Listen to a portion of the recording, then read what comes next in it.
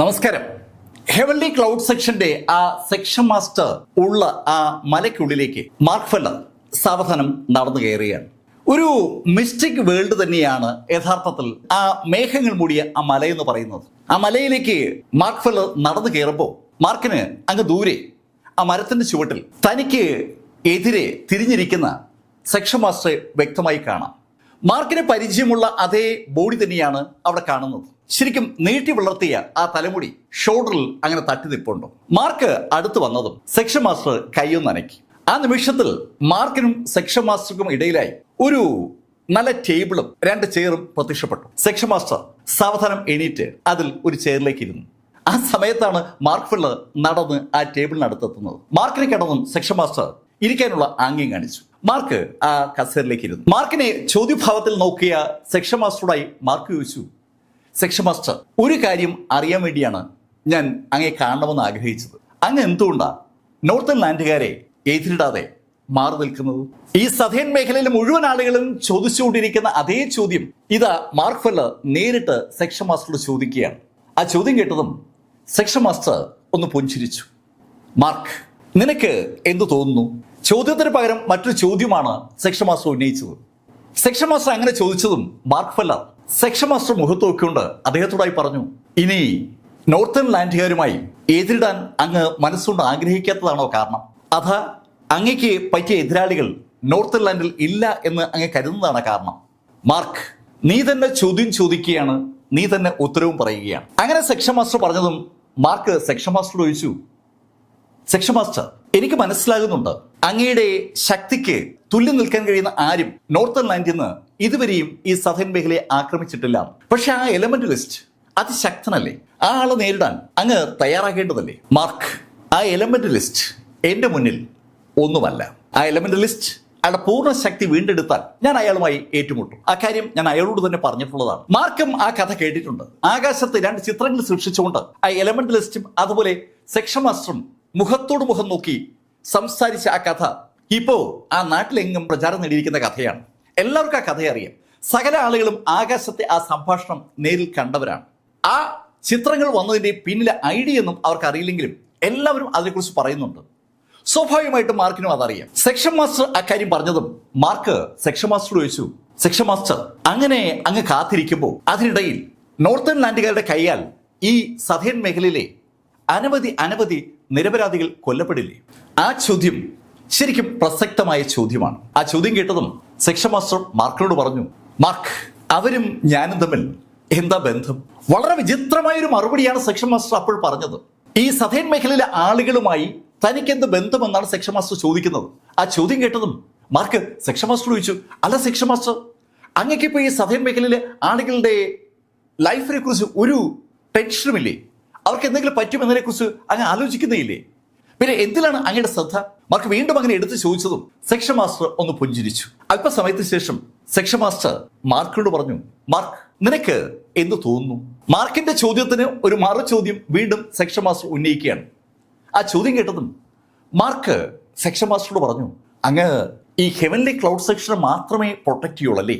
ശരിക്കും ഒരു ബോധോദയം മാർക്കിന് ആ നിമിഷത്തിൽ ഉണ്ടായതുപോലെയാണ് ആ മറുപടി മാർക്കിന്റെ വായിൽ നിന്ന് പുറത്തേക്ക് വരുന്നു. അത് കേട്ടതും സെക്ഷൻ മാസ്റ്റർ ഒന്ന് പുഞ്ചിരിച്ചു. മാർക്ക്, അതിനപ്പുറത്തേക്ക് ഈ പ്രശ്നങ്ങളിൽ ഇടപെടാൻ ഞാൻ ശ്രീഹരിയല്ല. ശ്രീഹരി സകല വിഷയങ്ങളിലും ഇടപെടുന്ന ആളായിരുന്നു. സദേൺ മേഖലയിലെ ആർക്കെങ്കിലും എന്തെങ്കിലും സംഭവിക്കുന്നു എന്ന് കണ്ടാൽ ആ നിമിഷത്തിൽ അവിടെ പാഞ്ഞെത്തുകയും ശ്രീഹരി എതിരാളികളെ കൊല്ലുകയും ചെയ്യുമായിരുന്നു. ശ്രീഹരി എതിരാളികളെ ഉന്മൂലനം ചെയ്യാൻ വേണ്ടി മുന്നിട്ടിറങ്ങുകയും ചെയ്യുമായിരുന്നു. പക്ഷെ ഇവിടെ ഇപ്പോ ശ്രീഹരിയുടെ ബ്രദർ കൂടിയായ ശ്രീറാം അതിൽ നിന്ന് തികച്ചും വ്യത്യസ്തമായ ഒരു അഭിപ്രായമാണ് പറഞ്ഞത്. അത് കേട്ടതും മാർക്ക് സെക്ഷൻ മാസ്റ്റർ ചോദിച്ചു, സെക്ഷൻ മാസ്റ്റർ, അങ്ങയുടെ സഹോദരൻ നോർത്തേൺ ലാൻഡുകാരുമായി ഏറ്റുമുട്ടിയാണ് കൊല്ലപ്പെട്ടത്. ആ ജീവത്യാഗമെങ്കിലും അങ്ങ് ആലോചിക്കണ്ടേ? മാർക്ക്, ഓരോ ആളിനും വ്യത്യസ്തമായ ചിന്തയുണ്ട്. വ്യത്യസ്തമായ പാത്തുകളിലൂടെയാണ് അവർ ഓരോരുത്തരും മുന്നേറുന്നത്. ആ പാത്ത് വ്യത്യസ്തമായിരിക്കുമ്പോൾ ഞാനെങ്ങനെ ശ്രീഹരിയാകും? ശ്രീഹരിയുടെ പാത്തല്ല ശ്രീറാമിന്റെ പാത്ത്. രണ്ട് വ്യത്യസ്ത പാതകളാണ് അവർ ഓരോരുത്തരും തിരഞ്ഞെടുത്തത്. ശ്രീഹരി പോയ പാതയിലൂടെ ശ്രീറാം സഞ്ചരിക്കണമെന്ന് മാർക്ക് ഫെല്ലർ എങ്ങനെയാ നിർബന്ധം പിടിക്കുക? മാർക്കിന് ആ ചോദ്യം കേട്ടപ്പോൾ അങ്ങനെയാണ് തോന്നിയത്. മാർക്കിന്റെ മനസ്സിൽ പെട്ടെന്ന് അതുമായി ബന്ധപ്പെട്ട് ഒരു ആശയം ഉണ്ടായി. മാർക്ക് സെക്ഷൻ മാസ്റ്റർ ചോദിച്ചു, സെക്ഷൻ മാസ്റ്റർ, അപ്പൊ അങ്ങയുടെ സഹോദരന്റെ മരണം ഒട്ടും അലട്ടുന്നില്ലെന്നാണോ അങ്ങ് പറഞ്ഞു വരുന്നത്? മാർക്ക്, ശ്രീഹരി ഒരു ലെജൻഡാണ്, ഒരു ഇതിഹാസമാണ്. എനിക്കൊരിക്കലും അവനാകാൻ കഴിയില്ല. അവനെപ്പോലെ മനുഷ്യരെ സ്നേഹിക്കുകയും മനുഷ്യർക്ക് വേണ്ടി നിൽക്കുകയും ചെയ്യുന്ന ഒരാളായി മാറാൻ എനിക്ക് കഴിയില്ല. എന്റെ പാതയും എന്റെ ലക്ഷ്യവും തികച്ചും വ്യത്യസ്തമാണ്. ഇപ്പോ നിനക്കത് മനസ്സിലാകില്ലായിരിക്കാം, പക്ഷെ നാളെ നിനക്ക് അത് മനസ്സിലാകും. അത്രയും സെക്ഷൻ മാസ്റ്റർ പറഞ്ഞതും മാർക്ക് ഫെല്ലർ എണീറ്റു. മാർക്കിന് ഇനി സെക്ഷൻ മാസ്റ്ററോട് സംസാരിച്ചതുകൊണ്ട് പ്രത്യേകിച്ച് കാര്യമൊന്നുമില്ല എന്ന് തോന്നിയത് കൊണ്ടാണ് മാർക്ക് എണീറ്റത്. മാർക്ക് സെക്ഷൻ മാസ്റ്ററോട് യാത്ര പറഞ്ഞ് ആ മലയിൽ നിന്ന് താഴേക്കിറങ്ങി. മാർക്ക് താഴെ എത്തുമ്പോൾ ഡെപ്യൂട്ടി സെക്ഷൻ മാസ്റ്ററും ആ എൽഡേഴ്സും ഒക്കെ മാർക്കിനെ തന്നെ കാത്തു നിൽക്കുകയാണ്. മാർക്കിനെ കണ്ടതും അവരെല്ലാം കൂടി മാർക്കിനെ അങ്ങ് വളഞ്ഞു. മാർക്ക്, സെക്ഷൻ മാസ്റ്റർ സമ്മതിച്ചു.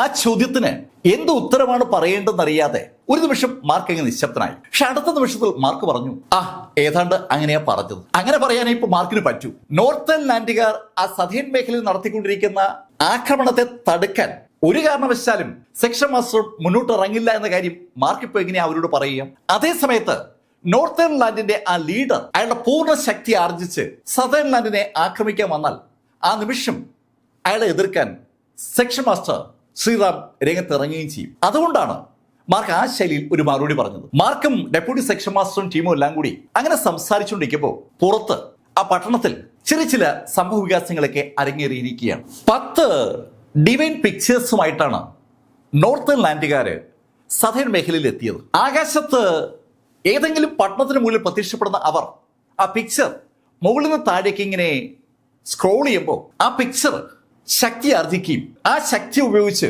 അവിടെയുള്ള ആളുകളുടെ ഡിവൈൻ സെൻസും പ്രിമോഡിയൽ സ്പിരിറ്റും സ്പിരിച്വൽ എനർജി ഉൾപ്പെടെ വലിച്ചെടുക്കുകയും ചെയ്യും. പെട്ടെന്നാണ് ആ പിക്ചർ ആളുകളെ കൊന്നൊടുക്കുന്നത്. നോർത്തേൺ ലാൻഡുകാരുമായി ബന്ധപ്പെട്ട യോദ്ധാക്കൾക്ക് ആളുകളെ കൊല്ലാൻ ആ പിക്ചർ മാത്രം മതി. അത്തരത്തിലൊരു പിക്ചർ ഈ ഹെവൻലി ക്ലൗഡിന് സമീപത്തുണ്ടായിരുന്ന നോർത്തേൺ ലാൻഡുകാരുടെ കൈവശം ഉണ്ടായിരുന്നു. പക്ഷേ തികച്ചും യാദൃശ്യവശാൽ അതിൽ ഒരു പിക്ചർ അവരുടെ കൈവശത്തു നിന്ന് നഷ്ടമായി.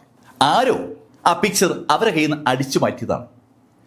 ശരിക്കും നോർത്തേൺ ലാൻഡുകാരെ നേരിടാൻ, അവരെ എതിരിടാൻ സതേൺ മേഖലയിൽ ഒരാളുമില്ല എന്ന് ഒരു ആത്മവിശ്വാസം നോർത്തേൺ മേഖലയിൽ നിന്ന് ആളുകൾക്ക് ഉണ്ടായിരുന്നു. അതുകൊണ്ട് തന്നെ അവര് ആ പിക്ചർ സൂക്ഷിക്കുന്ന കേസിൽ അത്ര ശ്രദ്ധ കൊടുത്തിരുന്നില്ല. ശരിക്കും ഒരു വലിയ നീളമുള്ള മാപ്പ് പോലെയുള്ള ആ പിക്ചർ മടക്കി അടുത്ത് വെച്ചിട്ട് അവർ പല കാര്യങ്ങളും സംസാരിക്കുകയും ഭക്ഷണം കഴിക്കുകയും ചെയ്യുന്നതിനിടയിൽ ആരോ ഒരു ടീ ഷോപ്പിൽ നിന്ന് ആ പിക്ചർ അടിച്ചു മാറ്റിയതാണ്. ഭക്ഷണം കഴിച്ചിട്ട് തിരിഞ്ഞു നോക്കുമ്പോൾ അവർ വെച്ചിരുന്ന സ്ഥലത്ത് ആ പിക്ചർ ഇല്ല.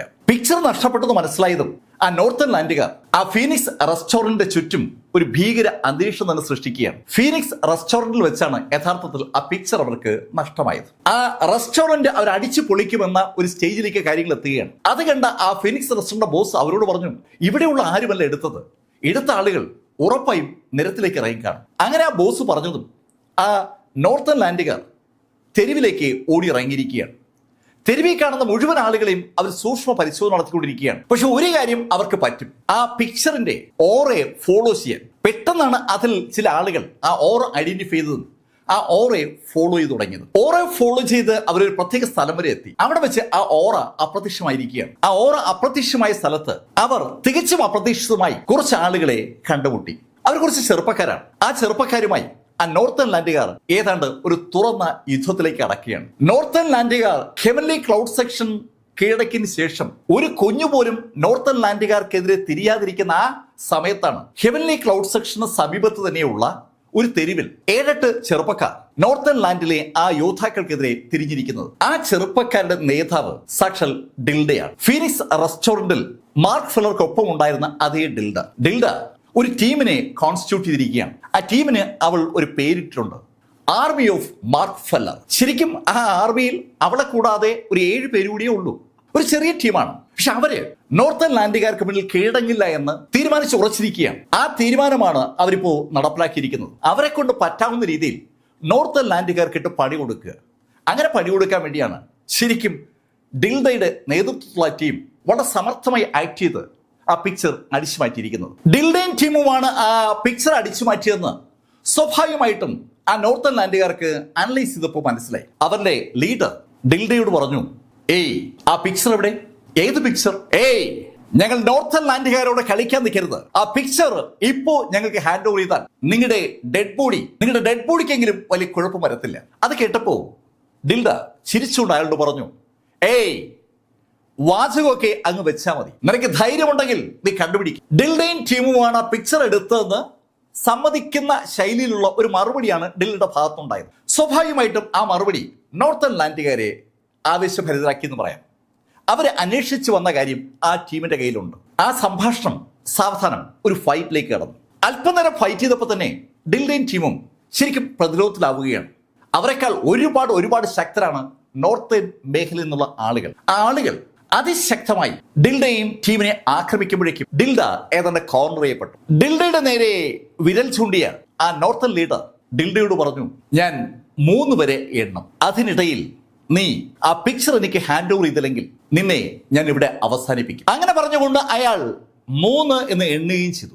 3 എന്ന് അയാൾ എണ്ണുമ്പോൾ അയാളുടെ കൈവിരൽ തുമ്പ് ആ ഡിൽഡയുടെ നേരെയാണ്. ഡിൽഡയേക്കാൾ ഒരുപാട് ശക്തരാണ് ആ നോർത്തേൺ ലീഡർ എന്ന് അയാളുടെ ഓറ വിളിച്ചു പറയുന്നുമുണ്ട്. ഡിൽഡയ്ക്ക് ഒപ്പമുള്ള ആളുകളും ഇതേപോലെ ആക്രമണത്തിന് വിധേയരാകുകയാണ്. ബാക്കി നോർത്തേൺ ലാൻഡുകാർ അവരെയും വിരൽത്തുമ്പിൽ അങ്ങനെ നിർത്തിയിരിക്കുകയാണ്. 2 ആ ലീഡർ അങ്ങനെ എണ്ണിയതും അയാളുടെ കൈയുടെ അറ്റത്ത് വിരൽ തുമ്പിലായി ശരിക്കും പ്രകാശം കേന്ദ്രീകരിച്ചു തുടങ്ങി. ആ പ്രകാശം വിരലിലേക്ക് കേന്ദ്രീകരിക്കപ്പെട്ടതും ലീഡർ ഡിൽഡയോട് പറഞ്ഞു, നീ ഇതാ അവസാനിക്കാൻ പോവുകയാണ്. അങ്ങനെ പറഞ്ഞിട്ടും ഡിൽഡയുടെ മുഖത്ത് ഒരു ഭാവമാറ്റവുമില്ല. നോർത്തേൺ ലാൻഡുകാർക്കെതിരായിട്ട് എന്തെങ്കിലുമൊക്കെ ചെയ്തതിന് ശേഷം മരിക്കുന്നതിൽ അവൾക്ക് ഒരു വിരോധവുമില്ല എന്നർത്ഥം. അവൾ ഉറക്കെ ആ ലീഡറോട് പറഞ്ഞു, നീ എന്നെ കൊന്നാലും നിനക്ക് ആ പിക്ചർ കിട്ടില്ല. ആ പിക്ചർ ആ നോർത്തേൺ ലീഡറെ സംബന്ധിച്ചിടത്തോളം വളരെ പ്രാധാന്യമുള്ള കാര്യമാണ്. അതുകൊണ്ട് അയാളുടെ ഉള്ളിൽ ഒരു സംശയമുണ്ട്, ഡിൽഡയെ കൊന്നാൽ പിക്ചർ അയാൾക്ക് കിട്ടാതെ വരുമെന്ന്. അത് മനസ്സിലാക്കി അയാൾ ഡിൽഡയുടെ നെറ്റിക്ക് നേരെ പിടിച്ച കൈ ഒന്ന് താഴ്ത്തി അവളുടെ ബോഡിയിൽ അതിശക്തമായ ഒരു പ്രഹരം ഏൽപ്പിക്കുക മാത്രമായി അയാളുടെ ലക്ഷ്യം. അതിനുവേണ്ടി അയാൾ കൈയൊന്ന് അനക്കിയതും ഒരു ശക്തമായ പ്രകാശം, ഒരു ചുവന്ന പ്രകാശം ഡിൽഡയ്ക്ക് നേരെ പാഞ്ഞു വന്നു. അയാളുടെ കയ്യിലേക്ക് സ്വരൂപിച്ച എനർജി ഉപയോഗിച്ചു ശക്തമായ ഒരു പരിക്ക് ഡിൽഡയുടെ ബോഡിയിൽ ഉണ്ടാക്കുന്നുള്ളതാണ് അയാളുടെ ടാർഗറ്റ്. പക്ഷെ ആ പ്രകാശം ഡിൽഡയുടെ പുറത്ത് തട്ടുന്ന ആ നിമിഷത്തിൽ ആ പ്രകാശത്തെ ഒരു സുവർണ പ്രകാശം ഒന്ന് കട്ട് ചെയ്തു. ആ സുവർണ പ്രകാശം ആ ചുവന്ന പ്രകാശത്തെ തട്ടിത്തെറിപ്പിച്ചതും ആ നോർത്തേൺ ലീഡർ ചുറ്റും നോക്കി, ആരാ എന്താ ചെയ്തേ, ആരാ ഇത്? അങ്ങനെ അയാൾ ചോദിക്കുമ്പോൾ ആ തെരുവിന്റെ ഒരറ്റത്തുനിന്ന് ഒരാള് നടന്നു വരികയാണ്. ഏകദേശം ഒരു 172-175 സെന്റിമീറ്ററിനകത്ത് പൊക്കമുള്ള ആ നടന്നു വരുന്ന ആളെ കണ്ടതും ഡിൽഡ ഉറക്കെ വിളിച്ചു, മാർക്ക് എന്ന് വിളിച്ചുകൊണ്ട് ഡിൽഡ മാർക്ക് ഫുള്ളർക്ക് നേരെ ഓടുമ്പോൾ ആ നോർത്തേൺ ലാൻഡുകാരൻ ശരിക്കും ഒന്ന് ഞെട്ടി. അവന് ആ സദേൺ മേഖലയിൽ ആരെ എതിരിടാനും പേടിയൊന്നുമില്ല. പക്ഷെ മാർക്ക് ഫുള്ളറെ കുറിച്ച് അയാൾക്ക് അറിയാം. മാർക്ക് ശരിക്കും ശക്തനാണെന്നും അയാൾക്ക് അറിയാം. അയാള് ഏതാണ്ട് പെട്ടതുപോലെയായി. പക്ഷെ അടുത്ത നിമിഷത്തിൽ അയാളുടെ തൊട്ടു മുന്നിൽ പ്രത്യക്ഷപ്പെട്ട മാർക്ക് ഫുള്ളർ അയാൾക്ക് ചുറ്റുമുള്ള മുഴുവൻ ആളുകളെയും അങ്ങ് വധിച്ചു. ചോദ്യവും ഉത്തരവും ഉണ്ടായില്ല എന്നതാണ് സത്യം. നോർത്തേൺ ലാൻഡുകാരെ കണ്ടാൽ അപ്പ തല്ലിക്കൊല്ലണം, അത് ശ്രീഹരി പറഞ്ഞിട്ടുള്ള വാചകമാണ്. ആ വാചകം മാർക്ക് അങ്ങ് പാലിച്ചു. പെട്ടെന്ന് തനിക്ക് ചുറ്റും ഉണ്ടായിരുന്ന മുഴുവൻ അനുയായികളും കൊല്ലപ്പെട്ടപ്പോൾ ആ ലീഡർ ശരിക്കും പരിങ്ങി. മാർക്ക് അയാളുടെ മുഖത്തേക്ക് നോക്കുമ്പോഴേക്കും അയാൾ മുട്ടുകുത്തി മാർക്കിന് മുന്നിൽ വീണ് കഴിഞ്ഞു. മാർക്കിന് നേരെ അയാൾ തൊഴുതുകൊണ്ടാ മുട്ടുകുത്തുന്നത്. അത് കണ്ടതും മാർക്ക് അയാളോട് പറഞ്ഞു, പേടിക്കണ്ട, നിന്നെ ഞാൻ കൊല്ലുന്നില്ല. അത് കേട്ടതും അവനൊരു ആശ്വാസം. അവൻ തൊഴുകയോടെ അത് കേട്ട് എണീറ്റപ്പോ മാർക്ക് അവനോട് പറഞ്ഞു, നീ പോയിട്ട് നിന്റെ ലീഡർ ആ എലമെന്റ് ലിസ്റ്റിനോട് ഒരു കാര്യം പറയണം. ഞാൻ അയാളെ ചലഞ്ച് ചെയ്യുന്നു. ഈ ആഴ്ചയുടെ അവസാനം അയാളെ ഞാൻ സീന മൗണ്ടനിൽ കാത്തിരിക്കുമെന്നും അയാളോട് പറയണം. സീന മൗണ്ടൻ വളരെ പ്രസിദ്ധമായ ഒരു മൗണ്ടൻ നിരയാണ്. അവിടെ വെച്ച് ആ എലമെന്റ് ലിസ്റ്റിനെ മാർക്ക് ചലഞ്ച് ചെയ്യുമെന്ന് മാർക്ക് ഫുള്ളർ പറഞ്ഞതും അതുവരെ ഭയന്ന് നിന്നിരുന്ന ആ നോർത്തേൺ ലീഡർ ഉറക്കെ ചിരിച്ചു പോവുകയാണ്. എലമെന്റ് ലിസ്റ്റ് അവരുടെ മനസ്സിലെ ഒരു വല്ലാത്ത രൂപമാണ്. ദൈവത്തിനും അപ്പുറത്തായി അവർ കാണുന്ന ഒരു കഥാപാത്രമാണ് ആ എലമെന്റ് ലിസ്റ്റ്. ആ എലമെന്റ് ലിസ്റ്റിനെ വെറും ഒരു മാർക്ക് ഫുള്ളർ ചലഞ്ച് ചെയ്യൂ. ആ ചോദ്യം അയാളുടെ മനസ്സിലേക്ക് കടന്നു വന്നതുകൊണ്ടാണ് അയാൾ അറിയാതെ ചിരിച്ചുപോയത്. ചിരിച്ചുകൊണ്ട് അയാൾ മാർക്കിനോട് പറഞ്ഞു, മാർക്ക്, നിന്റെ ഈ അഹങ്കാരം. അയാൾ അത്രയേ പറഞ്ഞുള്ളൂ. ആ നിമിഷത്തിൽ മാർക്കിന്റെ ഇരു കരങ്ങളും ഒന്ന് ചലിച്ചു. ആ നിമിഷത്തിൽ തന്നെ ആ ചിരിച്ച ആ വ്യക്തിയുടെ 2 കരങ്ങളും അങ്ങ് അറ്റുമാറുകയാണ്. മാർക്ക് ആ 2 കരങ്ങളെ കട്ട് ചെയ്യുകയാണ്. മാർക്കിന്റെ കയ്യിൽ നിന്നൊരു ഗോൾഡൻ പ്രകാശം അയാളുടെ കയ്യിലേക്ക് വീണതും ആ കൈകൾ അറ്റുമാറിയതും കണ്ണഞ്ചിക്കുന്ന വേഗതയിലാണ്. തന്റെ ഇരു കരങ്ങളും പെട്ടെന്ന് നഷ്ടമായതും ആ ചെറുപ്പക്കാരൻ ശരിക്കും അലറി വിളിച്ചു പോവുകയാണ്. മാർക്ക് അവനോട് പറഞ്ഞു, ചെന്ന് നിന്റെ ലീഡറോട് പറ. കേൾക്കേണ്ട താമസം അവൻ അലറി വിളിച്ചുകൊണ്ട് ഓടാൻ തുടങ്ങി. അവൻ ഓടുമ്പോൾ അവന്റെ ആ ആറ്റുപോയ കരങ്ങളിരുന്ന ഭാഗത്തുനിന്ന് ചോര ഒലിച്ചിറങ്ങുകയാണ്. ഈ സമയത്ത് ഈ രംഗങ്ങളൊക്കെ കണ്ടുകൊണ്ട് നിൽക്കുന്ന ഡിൽഡയും കൂട്ടുകാരും മാർക്കിനെ വളഞ്ഞു. മാർക്ക് എത്ര നാളായി കണ്ടിട്ട്. ഡിൽഡയുടെ കൂട്ടുകാർക്ക് മാർക്ക് ഒരു വല്ലാത്ത ഇതിഹാസമാണ്. ഡിൽഡയുടെ മുഖത്തും ആ സന്തോഷവും അതുപോലെ തന്നെ ആ ഒരു അഭിമാനമൊക്കെ പ്രതിഫലിക്കുകയാണ്. അവർക്ക് പരിചയമുണ്ടായിരുന്ന മാർക്ക് ഫെല്ലർ, അവളോടൊപ്പം ആ ഹോട്ടലിൽ വർക്ക് ചെയ്യുന്ന മാർക്ക് ഫെല്ലർ ഇന്ന് ഈ സതേൺ മേഖലയിലെ ഒരു ഇതിഹാസ തുല്യമായ കഥാപാത്രമാണ്. അതിനെക്കുറിച്ച് ആലോചിക്കുമ്പോൾ ഡിൽഡയ്ക്ക് ഭയങ്കര സന്തോഷം. മാർക്ക് ഡിൽഡയോട് ചോദിച്ചു, എന്തിനാ നിങ്ങൾ അവരുമായി ഏറ്റുമുട്ടിയത്? അത് കേട്ടതും ഡിൽഡ പെട്ടെന്ന് മാർക്കിന്റെ കയ്യിലേക്ക് പിടിച്ചു. മാർക്ക് വാ, ഒരു കാര്യം പറയാനുണ്ട്. അവള് കൂടുതലൊന്നും പറയാതെ മാർക്കിനെ വലിച്ചുകൊണ്ട് അങ്ങ് നടക്കുകയാണ്. മാർക്കിനെ എന്താണ് അവൾ ഉദ്ദേശിക്കുന്നത് മനസ്സിലായില്ല. അവൾ മാർക്കിനെയും കൊണ്ട് മാർക്കറ്റിന് അകത്തേക്ക് കയറി. അവിടെ നിന്ന് അവൾ പുറത്തിറങ്ങി, വീണ്ടും അകത്തേക്ക് കയറി, വീണ്ടും പുറത്തിറങ്ങി, പിന്നീട് റൗണ്ടായിട്ടൊക്കെ നടന്നു തുടങ്ങി. അവളെ നിരീക്ഷിക്കാൻ സാധ്യതയുള്ള മുഴുവൻ ആളുകളെ കബളിപ്പിക്കാനുള്ള ഒരു സൂത്രമാണ് ചെയ്തുകൊണ്ടിരിക്കുന്നതെന്ന് പെട്ടെന്ന് മാർക്കിന് മനസ്സിലാവുകയും ചെയ്തു. മാർക്ക് ഡിൽഡയെ അങ്ങനെ ഫോളോ ചെയ്യുമ്പോൾ ഏകദേശം ഒരു അരമണിക്കൂറെങ്കിലും ഡിൽഡ മാർക്കിനെ കൊണ്ട് കറങ്ങിക്കാണ്. അവസാനം ഒരു ആളൊഴിഞ്ഞ പുരയിടത്തിന്റെ ഒത്തിരി പുറകുവശത്തായുള്ള ഒരു കിണറിന് സമീപത്തേക്ക് അവൾ മാർക്കുമായി എത്തി. മാർക്ക്, അവരുടെ കയ്യിൽ നിന്ന് ഞങ്ങൾ മോഷിച്ച ഡിവൈൻ പിക്ചർ ഈ കിണറ്റിൽ ഞാൻ ഇട്ടിരിക്കുകയാണ്. ഡിൽഡ പറഞ്ഞ വാക്കുകൾ കേട്ടതും മാർക്ക് ഫെല്ലർ ആ കിണറ്റിലേക്ക് നോക്കി.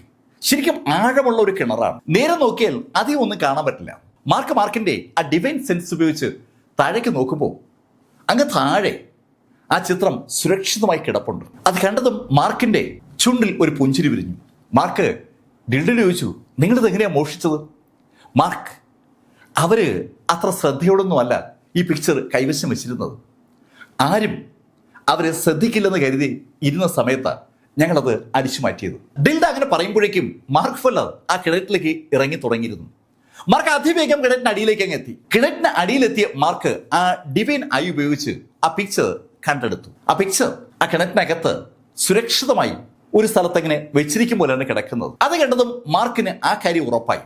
ഡിൽഡ ആ കിണറ്റിനകത്ത് ഇറങ്ങി ആ പിക്ചർ ഒളിപ്പിച്ചതാണ്. മാർക്ക് ആ പിക്ചർ കയ്യിലെടുത്ത മാർക്ക് ആ പിക്ചറുമായി നേരെ മുകളിലെത്തി. മാർക്ക് ആ പിക്ചർ തുറന്നു നോക്കിയിട്ടില്ല. ആ പിക്ചർ അങ്ങനെ പിടിച്ചിരിക്കുകയാണ്. മാർക്ക് ഡിൽഡയോട് പറഞ്ഞു, ഡിൽഡ, നീ ഇനി ഇവിടെ നിൽക്കണ്ട. ഇവിടെ ചിലപ്പോ അവരുടെ ആളുകൾ നിന്നെ തിരക്കി ഇവിടെ എത്തിയേക്കും. അങ്ങനെ പറഞ്ഞ മാർക്ക് ഡിൽഡയുമായി നടക്കാൻ തുടങ്ങിയപ്പോൾ മാർക്കിന് പെട്ടെന്നൊരു സംശയം. ഡിൽഡ ഒന്ന് നിന്നേ. എന്താ മാർക്ക്? ഡിൽഡ, നീ ആ കിണറ്റിനകത്തേക്ക് ഒന്ന് ഇറങ്ങി. എന്തിനാ എന്ന് ചോദിക്കാതെ ഡിൽഡ പെട്ടെന്ന് തന്നെ ആ കിണറ്റിനകത്തേക്ക് ഇറങ്ങി. അവള് ഒത്തിരി താഴേക്ക് ഇറങ്ങുമ്പോൾ മാർക്ക് ഫെല്ലർ മുകളിൽ നിന്ന് ഡിൽഡയുടെ ഓറ ഐഡന്റിഫൈ ചെയ്യാൻ ഒരു ശ്രമം നടത്തി. ഡിൽഡയുടെ ഓറ മാർക്കിന് കിട്ടുന്നില്ല. അത് മനസ്സിലായതും മാർക്ക് ഡിൽഡയോട് മുകളിലേക്ക് കയറാൻ പറഞ്ഞു. ഡിൽഡ പെട്ടെന്ന് തിരിച്ച് കയറി വരികയും ചെയ്തു. മാർക്ക്, എന്താ സംഭവം? ഏയ് ഡിൽഡ, ഈ കിണറിന് ഒരു പ്രത്യേകതയുണ്ട്. ഇതിനകത്ത് ആരെങ്കിലും ഒളിച്ചാലോ അല്ലെങ്കിൽ ഒളിപ്പിച്ചാലോ ആർക്കും കണ്ടുപിടിക്കാൻ പറ്റില്ല. ഈ കിണറിനകത്തുള്ള എല്ലാത്തിന്റെ ഓറയും തടസ്സപ്പെടുത്താൻ എന്തൊരു സംവിധാനം ഈ കിണറിനകത്തുണ്ട്. മാർക്ക് ഫെല്ലറുടെ കയ്യിൽ ഇപ്പൊ ഇരിക്കുന്ന ആ പിക്ചർ നഷ്ടമായ നിമിഷം മുതൽ ആ പിക്ചറിന്റെ സാന്നിധ്യം കണ്ടെത്താൻ സ്വാഭാവികമായും നോർത്തേൺ ലാൻഡുകാർ ശ്രമിച്ചു കാണും. നോർത്തേൺ ലാൻഡുകാർക്ക് അത് കണ്ടുപിടിക്കാൻ പറ്റാതെ പോയത് ആ കിണറിനകത്ത് ആ പിക്ചർ പെട്ടുപോയത് കൊണ്ടാണ്. പക്ഷെ ഇപ്പോ ആ പിക്ചർ മാർക്കിന്റെ കയ്യിലായി ഇരിക്കുന്നത്. അതിന്റെ അർത്ഥം ആ പിക്ചർ ഇപ്പോ ഇനി നോർത്തേൺ ലാൻഡുകാർക്ക് കണ്ടുപിടിക്കാൻ പറ്റുന്നതാണ്. അത് മനസ്സിലാക്കിയ മാർക്ക് ഡിൽഡയോട് പറഞ്ഞു, ഡിൽഡ, നീ വേഗം സ്ഥലം വിട. മാർക്കിന് അറിയാം ആ പിക്ചറിന്റെ സാന്നിധ്യം ഇപ്പോൾ നോർത്തേൺ ലാൻഡുകാരെ കണ്ടുപിടിച്ചാൽ അവർ അത് തിരിച്ചു പിടിക്കാനായി മാർക്കിനെ അന്വേഷിച്ചു വരും. മാർക്ക് ആ പിക്ചർ മാർക്കിന്റെ ആ ഡിവൈൻ നിലവറിലേക്ക് മാറ്റിയതിനു ശേഷം അതിവേഗം വെള്ളിയുടെ വസതിയിലേക്ക് തിരിച്ചു. ആ പിക്ചറിനകത്തുള്ള സംഭവം എന്താണെന്ന് മനസ്സിലാക്കാൻ വേണ്ടിയാണ് മാർക്ക് വെള്ളിയുടെ വസതിയിലേക്ക് തിരിച്ചത്. വെള്ളിയുടെ വസതിയിലേക്ക് യാത്ര ചെയ്ത മാർക്ക് ഫെല്ലർ പകുതി ദൂരം എത്തിയപ്പോൾ റൂട്ട് ഒന്ന് മാറ്റി പിടിക്കാൻ തീരുമാനിച്ചു. മാർക്ക് വെള്ളിയുടെ വസതിയിലേക്ക് കയറാതെ നേരെ വിൻഡ് ബാംബു മൗണ്ടനിലേക്ക് തിരിച്ചു. സാക്ഷാൽ ഷൂ മേക്കർ ഉണ്ടായിരുന്ന ആ ബാംബു മൗണ്ടനിലേക്കാണ് മാർക്ക് ഫെല്ലർ യാത്ര തിരിച്ചത്. മാർക്ക് ബാംബു മൗണ്ടനിലേക്ക് യാത്ര ചെയ്ത ആ സമയത്ത് നോർത്തേൺ ലാൻഡിന്റെ ആ ലോഡ് എലമെന്റലിസ്റ്റ് വീണ്ടും രംഗത്തിറങ്ങി. ആ എലമെന്റലിസ്റ്റ് നേരിടാനായി 9 ഹോൾസുകാർ പിന്നെയും രംഗത്ത് വന്നു. ആദ്യത്തെ 2 പേരെ അവസാനിപ്പിച്ച അത്രയും സമയമൊന്നും നോർത്തേൺ ലാൻഡിന്റെ ആ ലോഡിന് അടുത്ത ആളുകളെ അവസാനിപ്പിക്കാൻ വേണ്ടി വന്നില്ല എന്നാണ് സത്യം. തുടർന്നുള്ള ദിവസങ്ങളിൽ ശരിക്കും അതിശക്തമായ ഒരു ഫൈറ്റ് തന്നെ നോർത്തേൺ ലാൻഡിലെ ആ എലമെന്റ് ലിസ്റ്റും 9 ഹോൾസിലെ ബാക്കിയുള്ള ആളുകളും തമ്മിൽ നടന്നു. ഈ സമയത്ത് സെക്ഷൻ മാസ്റ്റർ ഈ വിഷയത്തിൽ ഇടപെടാതെ അങ്ങനെ കാത്തിരിക്കുകയാണ്. മാർക്ക് ഫെല്ലർ ബാംബു മോഡൽ എത്തിയതും ആ ചിത്രം എടുത്ത് നിവർത്തി വെച്ചു. ആ ചിത്രത്തിലേക്ക് നോക്കി മാർക്ക് കാണുന്നത് അതിശക്തനായ ഒരു യോദ്ധാവിന്റെ ചിത്രമാണ്. ആ യോദ്ധാവിന്റെ ചിത്രം ഉപയോഗിച്ചിട്ടാണ് ആളുകളുടെ പ്രിമോഡിയൽ സ്പിരിറ്റും ഡിവൈൻ സെൻസും സ്പിരിച്വൽ എനർജിയൊക്കെ ആ പിക്ചർ അബ്സോർവ് ചെയ്യുന്നത്. എങ്ങനെയോ ആ പിക്ചർ ഉപയോഗിച്ച് ആ പ്രിമോഡിയൽ സ്പിരിറ്റും അതുപോലെ ഡിവൈൻ സെൻസും സ്പിരിച്വൽ എനർജിയൊക്കെ അബ്സോർവ് ചെയ്യാൻ നോർത്തേൺ ലാൻഡുകാർക്ക് പറ്റുന്നുണ്ട്. അങ്ങനെ അബ്സോർവ് ചെയ്ത പ്രിമോഡിയൽ സ്പിരിറ്റും ഡിവൈൻ സെൻസും സ്പിരിച്വൽ എനർജിയും ഇപ്പൊ ആ പിക്ചറിലുണ്ട്. ആ പിക്ചറിലുള്ള അതേ സാധനങ്ങളെ വലിച്ചെടുക്കാൻ ആ എലമെന്റ് ലിസ്റ്റിന് പറ്റും. അത് വലിച്ചെടുത്താണ് അയാൾ ശരിക്കും ശക്തനാകുന്നത്. ഇമ്മോർട്ടൽ സ്ലേയിങ് സെക്ഷനാണ് ആദ്യമായി ഇതുപോലെ ആളുകളുടെ ഡിവൈൻ സെൻസ് വലിച്ചെടുക്കുന്ന ഒരു സ്പെല്ല് കണ്ടുപിടിച്ചത്.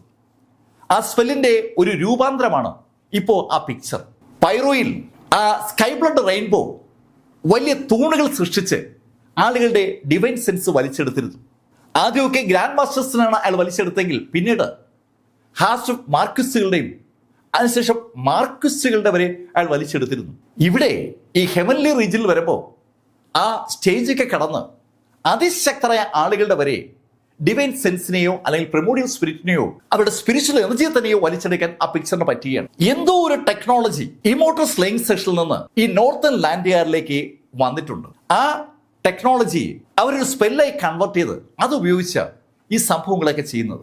ആ കാര്യത്തിൽ മാർക്കിന് ഏതാണ്ട് ഉറപ്പുണ്ട്. മാർക്ക് ആ പിക്ചറിൽ നിന്ന് തനിക്ക് ആ ഡിവൈൻ സെൻസ് വലിച്ചെടുക്കാൻ പറ്റുമെന്നുള്ള ഒരു ശ്രമം നടത്തി നോക്കി. ഒരുപാട് സ്പിരിച്വൽ എനർജിയും അതുപോലെ ഡാർക്ക് എനർജിയും മാർക്ക് ബോഡി കൊണ്ടുവന്ന് അതിനെ മെറിഡിയൻ സർക്കുലേഷൻ വഴി സർക്കുലേറ്റ് ചെയ്ത് ബോഡി ശരിക്കും സ്ട്രെങ്തൻ ആക്കി പിന്നീട് ബ്രേക്ക് ത്രൂ നടത്തിയാണ് മാർക്കിന്റെ ശക്തി മാർക്ക് വർദ്ധിപ്പിക്കുന്നത്.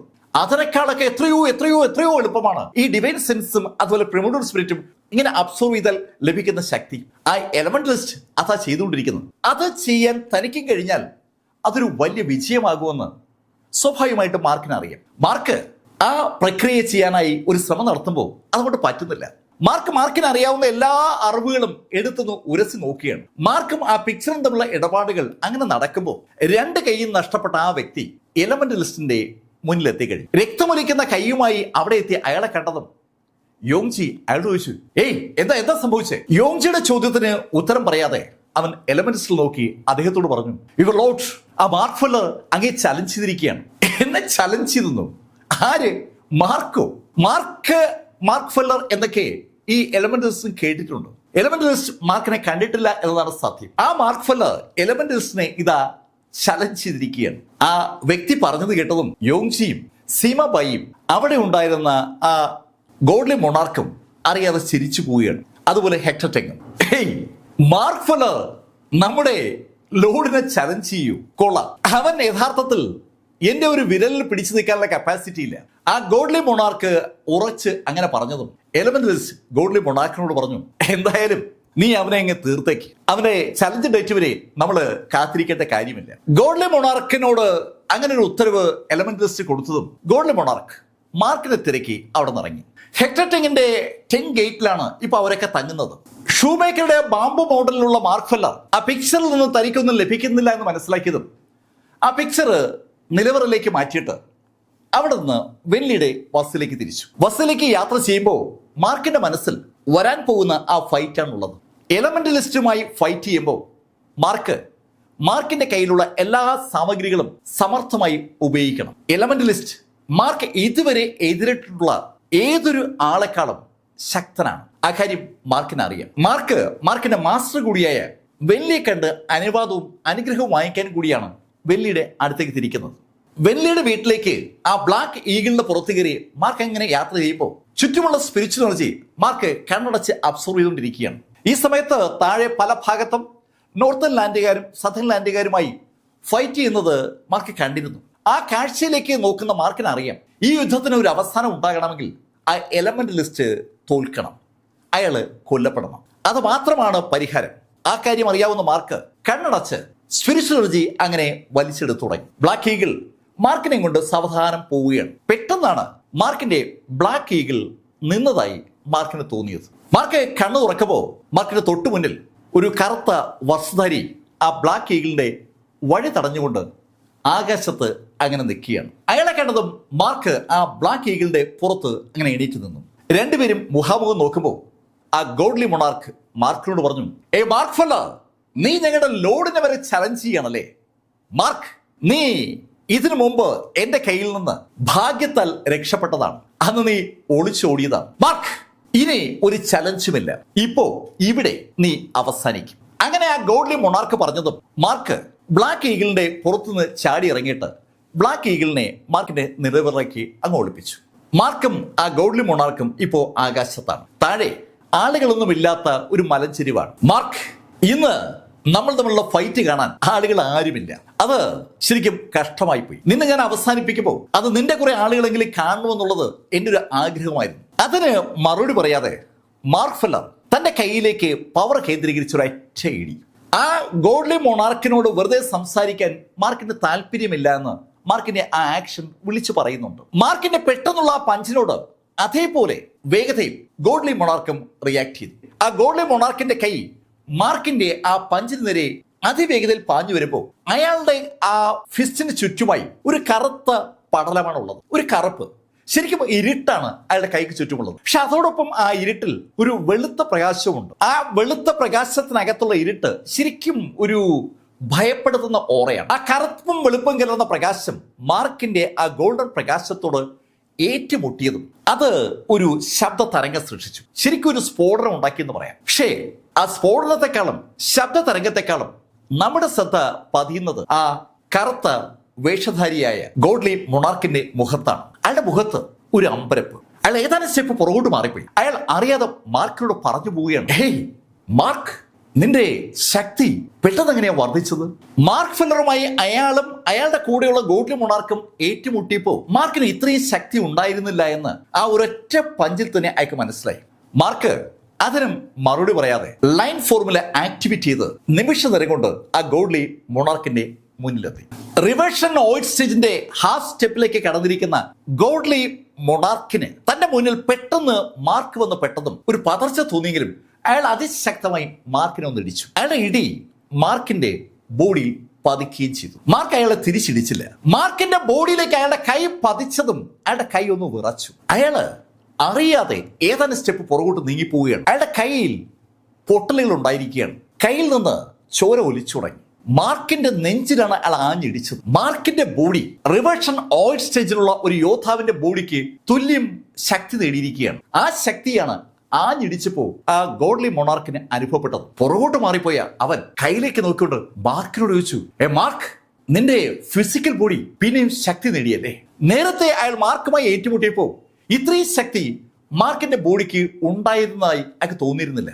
മാർക്ക് അതിനും ഉത്തരം പറയാതെ വീണ്ടും അയാളുടെ മുന്നിലേക്ക് എത്തി. മാർക്ക് തന്റെ മുന്നിലേക്ക് വരുന്ന കണ്ടതും അയാൾ അതിവേഗം പുറകോട്ട് മാറി. മാർക്കിന്റെ ഫിസിക്കൽ ബോഡി അയാളെ ഭയപ്പെടുത്തി തുടങ്ങിയിരിക്കുന്നു. പിന്നിലേക്ക് മാറി അയാളുടെ ഇരു കരകളിൽ നിന്നും കറുത്ത പുക ഉയരുകയാണ്. ആ കറുത്ത പുക അതിവേഗം ഒരു രൂപമായി മാറുകയാണ്. ശക്തമായ ഒരു ഫാൻറ്റം അയാൾ അവിടെ സൃഷ്ടിച്ചു എന്ന് പറയാം. അയാളെക്കാൾ എത്രയോ മടങ്ങ് വലിപ്പമുള്ള ആ ഫാൻറ്റം മാർക്കിനും അയാൾക്കും ഇടയിൽ അയാൾ സൃഷ്ടിച്ചതും അയാൾ ഞെട്ടിയതും ഒരേ നിമിഷത്തിലാണ്. അയാളുടെ രൂപം പൂർത്തിയാകുന്നതിന് തൊട്ട് മുന്നേ തന്നെ മാർക്കിന്റെ ആ ഉരുക്ക് മുഷ്ടി ആ രൂപത്തിൽ പതിയുകയും ആ രൂപം കറുത്ത ചെറു ചെറു തരികളായി അങ്ങ് ചെയ്ത് അപ്രത്യക്ഷമായി. കണ്ടുപിടിക്കാൻ പോലും ആകാത്ത വിധത്തിൽ ആ കറുത്ത പുക അവിടെ നിന്ന് മാറിയെന്നർത്ഥം. ഇപ്പോ ഒരു ഭയം ആ ഗോഡ്ലി മൊണാർക്കിന്റെ മുഖത്ത് നമുക്ക് വായിച്ചെടുക്കാം. മാർക്ക്, നീ ശരിക്കും ശക്തനായല്ലേ? മാർക്ക്, നിന്റെ ഈ ഫിസിക്കൽ ബോഡി ഉപയോഗിച്ച് നീ ഈ കാണിക്കുന്ന സംവിധാനമൊന്നും അത്ര മഹത്തരമൊന്നുമല്ല. നിനക്ക് നോർത്തേൺ ലാൻഡുകാരുടെ സ്പെല്ലിനെ കുറിച്ച് ഒരു ധാരണമില്ലെന്ന് എനിക്കറിയാം. മാർക്ക്, നീ നോക്കിക്കോ. അങ്ങനെ പറഞ്ഞുകൊണ്ട് അയാൾ കയ്യും നനക്കിയതും അയാളുടെ ആ സ്പെഷ്യാലിറ്റി അവിടെ പ്രത്യക്ഷമായി. ഒരു വലിയ താമര. ആ താമര മാർക്കിന്റെ തലയ്ക്ക് മുകളിൽ പ്രത്യക്ഷപ്പെടുമ്പോൾ ആ താമര അതിശക്തമായ ഒരു പ്രഷർ മാർക്കിലേക്ക് കൊടുക്കുകയാണ്. അയാളുടെ തുറുപ്പ് ചീട്ടാണ് ആ കറുത്ത താമര. നേരത്തെ സഥൻ മേഖലയിലെ അതിശക്തരെ തോൽപ്പിക്കാൻ അയാളെ സഹായിച്ചതും ആ കറുത്ത താമരയാണ്. ആ കറുത്ത താമര മാർക്കിന്റെ തലയ്ക്ക് മുകളിൽ വന്നതും മാർക്ക് ഫെല്ലർ കൈയൊന്നുയർത്തി ഒരൊറ്റ ഇടി. ആ ഇടി ആ കറുത്ത താമരയിൽ പതിച്ച ആ നിമിഷത്തിൽ ആ ഗോഡ്ലി മൊണാർക്കിന്റെ ബോധം പോയി എന്ന് പറഞ്ഞാൽ മതിയല്ലോ. മാർക്കിന്റെ ഒറ്റ ഇടിയിൽ ആ കറുത്ത താമര ചിതറിത്തെറിക്കുന്ന കാഴ്ച വല്ലാത്തൊരു അമ്പരപ്പോടെ ഞെട്ടലോടെയുമാണ് ആ ഗോൾഡ് മോണാർക്ക് കാണുന്നത്. അയാളൊരു half step reversion all stage മാസ്റ്ററാണ്. അയാളുടെ പവറിൽ സൃഷ്ടിക്കപ്പെട്ട ആ കറുത്ത താമരയ്ക്ക് അൺബിലീവബിൾ ആയിട്ടുള്ള ഒരു പവറുണ്ട്. ആ പവറിനെ മാർക്ക് ഇതാ ഇടിച്ച് നിശേഷം ഇല്ലാതാക്കിയിരിക്കുകയാണ്. വിശ്വസിക്കാനാവാത്ത ആ കാഴ്ച അയാളുടെ കൺമുമ്പിൽ തെളിഞ്ഞതും അപകടപ്പെടുത്ത അയാൾ പെട്ടെന്ന് ആ ഓൾ ഗേറ്റ് സൃഷ്ടിച്ച് അതിലൂടെ രക്ഷപ്പെടാൻ ഒരു ശ്രമം നടത്തി. പക്ഷെ അതിനിടയിൽ മാർക്ക് ഫെല്ലർ അയാളെ ഒന്ന് വലിച്ചിരുന്നു. മാർക്കിന്റെ അതിശക്തമായ സെക്ഷൻ ഫോഴ്സിൽ ആ ഗോൾഡ്ലി മൊണാർക്ക് ആ ഓൾ ഗേറ്റിന് അകത്ത് കടക്കുന്ന മുമ്പ് മാർക്കിന്റെ കയ്യിൽ പെട്ടു. മാർക്കിന്റെ കയ്യിൽ അയാൾ പെട്ടതും മാർക്കിന്റെ ഇരു കരങ്ങളും അയാളുടെ പുറത്തേക്ക് ആഞ്ഞു പതിച്ചതും അതേ നിമിഷത്തിലാണ്. തുരുതുര 5-6 പഞ്ചുകൾ മാർക്കിന്റെ ഇരു കരങ്ങളിൽ നിന്നും അയാളുടെ ബോഡി പതിച്ചതും അയാളുടെ ബോഡി ഏതാണ്ട് പൊട്ടിപ്പൊളിയുകയാണ്. പെട്ടെന്ന് അയാളുടെ ഏറ്റവും അവസാനത്തെ അടവെടുത്തു. ആ അടവിനെ തടുക്കാൻ മാർക്കിന് കഴിയും മുമ്പ് ആ ആള് വെറും കറുത്ത പുകച്ചുരുളുകളായി അവിടുന്ന് അപ്രത്യക്ഷമായി. സെക്ഷൻ മാസ്റ്ററുടെ മുന്നിൽ വെച്ച് ഒരു ഗോൾഡ്ലി മൊണാർക്ക് അതുപോലെ കറുത്ത പുകച്ചുരുളുകളായി മാറി രക്ഷപ്പെടാൻ ശ്രമിച്ചപ്പോൾ സെക്ഷൻ മാസ്റ്റർ ആ റാഷമോൺ ആക്ടിവേറ്റ് ചെയ്ത് അവനെ വലിച്ച് എടുത്ത് കൊന്നിരുന്നു. പക്ഷെ മാർക്കിന് സെക്ഷൻ മാസ്റ്റർ അത്രയും കപ്പാസിറ്റി ഇല്ലാത്തതുകൊണ്ട് മാർക്കിന് ഒന്നും ചെയ്യാൻ പറ്റിയില്ല. മാർക്ക് ആ ലൈൻ ഫോർമുലയിൽ കയറി ഒന്ന് ഫോളോ ചെയ്യാൻ ശ്രമിച്ചെങ്കിലും ആ ഗോൾഡ്ലി മൊണാർക്കിന്റെ പൊടി പോലും മാർക്കിന് കാണാൻ പറ്റിയില്ല. ആ ഗോൾഡ്ലി മൊണാർക്ക് അവിടുന്ന് രക്ഷപ്പെട്ടതും മാർക്ക് ഫെല്ലർ നേരെ വെല്ലിയുടെ വസതിയിലെത്തി. വെല്ലിയും വെന്നെറിക്കും വെൻ ഡായും ഒക്കെ ഇപ്പോ ആ സംഭവം അറിഞ്ഞു കഴിഞ്ഞു. മാർക്ക് ഫെല്ലർ സാക്ഷാൽ എലമെന്റലിസ്റ്റിനെ ചലഞ്ച് ചെയ്തിരിക്കുകയാണ്. മാർക്കിനെ കണ്ടതും വെല്ലി ഓടി മാർക്കിന്റെ അടുത്തേക്ക് വന്നു. മാർക്ക്, ഞാൻ ഇപ്പൊ അറിഞ്ഞതേ ഉള്ളൂ, ആ എലമെന്റലിസ്റ്റിനെ നീ ചലഞ്ച് ചെയ്തിരിക്കയില്ലേ? മാർക്ക്, നമുക്ക് വിജയിക്കാൻ പറ്റുമോ? എലമെന്റലിസ്റ്റിനെ ചലഞ്ച് ചെയ്തിരിക്കുന്നത് വെല്ലിയുടെ ശിഷ്യനാണ്. അതിൻ്റെതായ ഒരു ആവേശം വെല്ലിക്കുണ്ട്. എലമെന്റലിസ്റ്റുമായുള്ള ആ യുദ്ധത്തിൽ മാർക്ക് പരാജയപ്പെടുമോ വിജയിക്കുമോ എന്നുള്ളത് നല്ല വിഷയം. ചലഞ്ച് ചെയ്തിരിക്കുന്നത് വെല്ലിയുടെ ശിഷ്യനാണ്. അതിൻ്റെതായ ഒരു ആവേശവും അതിൻ്റെതായ ഒരു അഭിമാനവും ഒക്കെ വെല്ലിയുടെ മുഖത്തുണ്ട്. ആ സമയത്തും വെല്ലിക്ക് മാർക്കിന് ഒന്നും പറ്റരുന്നുണ്ട്. അതുകൊണ്ട് അയാൾ വീണ്ടും വീണ്ടും മാർക്കിനോടാണ് ചോദിക്കുന്നത്. അത് കണ്ടതും മാർക്ക് വെല്ലിയോട് പറഞ്ഞു, മാസ്റ്റർ, എനിക്ക് അയാളെ തോൽപ്പിക്കാൻ കഴിയുമോ എന്നറിയില്ല, പക്ഷെ അയാൾക്ക് എന്നെ കൊല്ലാനൊന്നും പറ്റില്ല, അതിനുള്ള പരിപാടിയൊക്കെ എനിക്കറിയാം. അത് കേട്ടപ്പോൾ വെല്ലിക്ക് ഒരു ആശ്വാസമായി. ജീവൻ രക്ഷിക്കാൻ മാർക്കിന് പറ്റും, അതാണല്ലോ വേണ്ടത്. മാർക്ക്, നീ എങ്ങനെയാ ജീവൻ രക്ഷിക്കാൻ പോകുന്നത്? മാസ്റ്റർ, എന്റെ കയ്യിലുള്ള സംവിധാനങ്ങളിൽ ഞാനൊന്ന് നോക്കട്ടെ. അങ്ങനെ പറഞ്ഞിട്ട് മാർക്ക് ഫെല്ലർ നേരെ അയാളുടെ മുറിയിലേക്ക് കടന്നു. മാർക്ക് ആ മുറിയിൽ എത്തിയതും കയ്യിലുള്ള ഓരോ സാധനങ്ങളായി എടുത്ത് പുറത്തേക്ക് വെച്ചു. ആ ആർട്ടിഫസ്റ്റ് ടൗണിൽ വെച്ച് മാർക്കിന്റെ ആ ബോഡി സംസ്കരിച്ചെടുത്ത ആ സിറ്റിയിൽ വെച്ച് മാർക്കിന്റെ ആ ബോഡി ട്യൂൺ ചെയ്ത ആ വ്യക്തിയുടെ നിലവറയിൽ ഉണ്ടായിരുന്ന എല്ലാ സാധനങ്ങളും മാർക്ക് അടിച്ചു മാറ്റിയിരുന്നു. ശരിക്കും അതിനെ അടിച്ചു മാറ്റലല്ല, ബുദ്ധൂസിന്റെ ഭാഷയെ പറഞ്ഞാൽ അതൊരു കൊള്ള തന്നെയാണ്. ഈ കൊള്ളയും മോഷണത്തെയും ഒരുപോലെ കാണരുതെന്നുള്ള ഒരു അഭിപ്രായമാണ് ബുദ്ധൂസിന് പൊതുവെ ഉള്ളത്. ആരും അറിയാതെ എടുക്കുന്നതാണ് മോഷണം. കൊള്ള അതല്ല.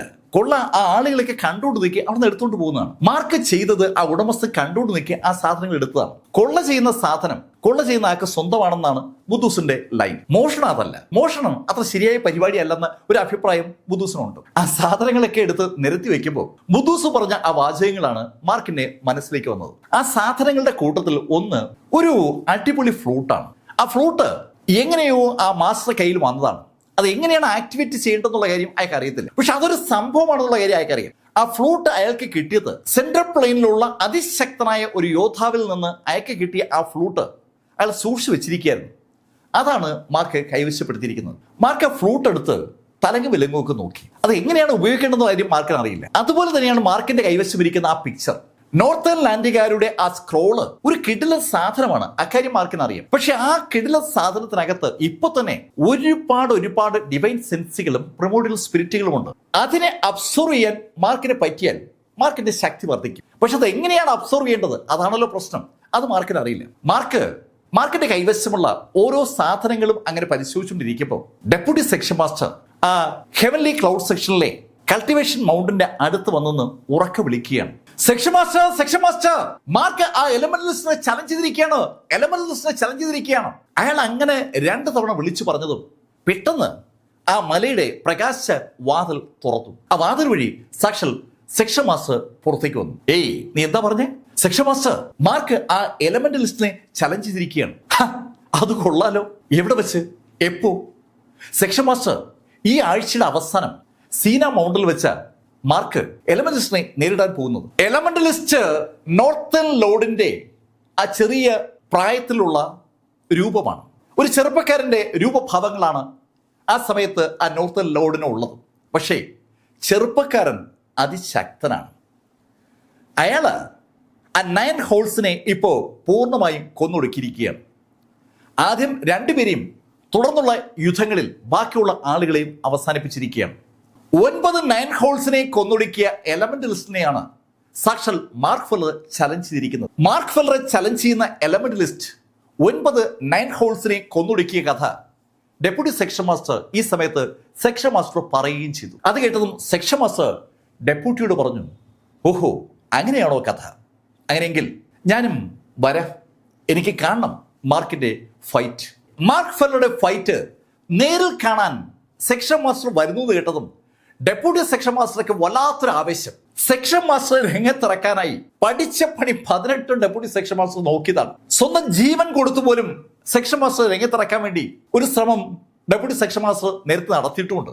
അപ്പോഴൊന്നും രംഗത്തിറങ്ങാതിരുന്ന സെക്ഷൻ മാസ്റ്റർ ഇതാ മാർക്കിന്റെ ഫൈറ്റ് കാണാൻ വേണ്ടി സീന മൗണ്ടനിൽ ആ ചലഞ്ച് നടക്കുന്ന ദിവസം എത്താൻ പോവുകയാണ്. ആ വാർത്ത ആ സെക്ഷനകത്ത് ശരിക്കൊരു ആവേശം ഉണ്ടാക്കി. സെക്ഷൻ മാസ്റ്റർ കൾട്ടിവേഷൻ മൗണ്ടിൽ നിന്ന് അദ്ദേഹത്തിന്റെ ആ മുറിയിലേക്ക് എത്തുകയാണ്. ഈ സമയത്ത് എൽഡേഴ്സ് ഒക്കെ സെക്ഷൻ മാസ്റ്ററെ കാണാനായി ഓടിയെത്തി. കുറെ നാളുകളായി സെക്ഷൻ മാസ്റ്റർ അവരിൽ നിന്ന് മാറി നിൽക്കുകയാണ്.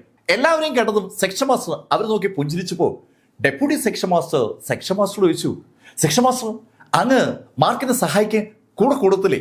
ഏയ് അതൊന്നും വേണ്ടി വരത്തില്ല, മാർക്ക് ആള് മെഡിക്കനല്ലേ. അങ്ങനെയാണ് സെക്ഷൻ മാസ്റ്റർ പറഞ്ഞതെങ്കിലും ആ മറുപടിയിൽ എല്ലാം ഉണ്ട്.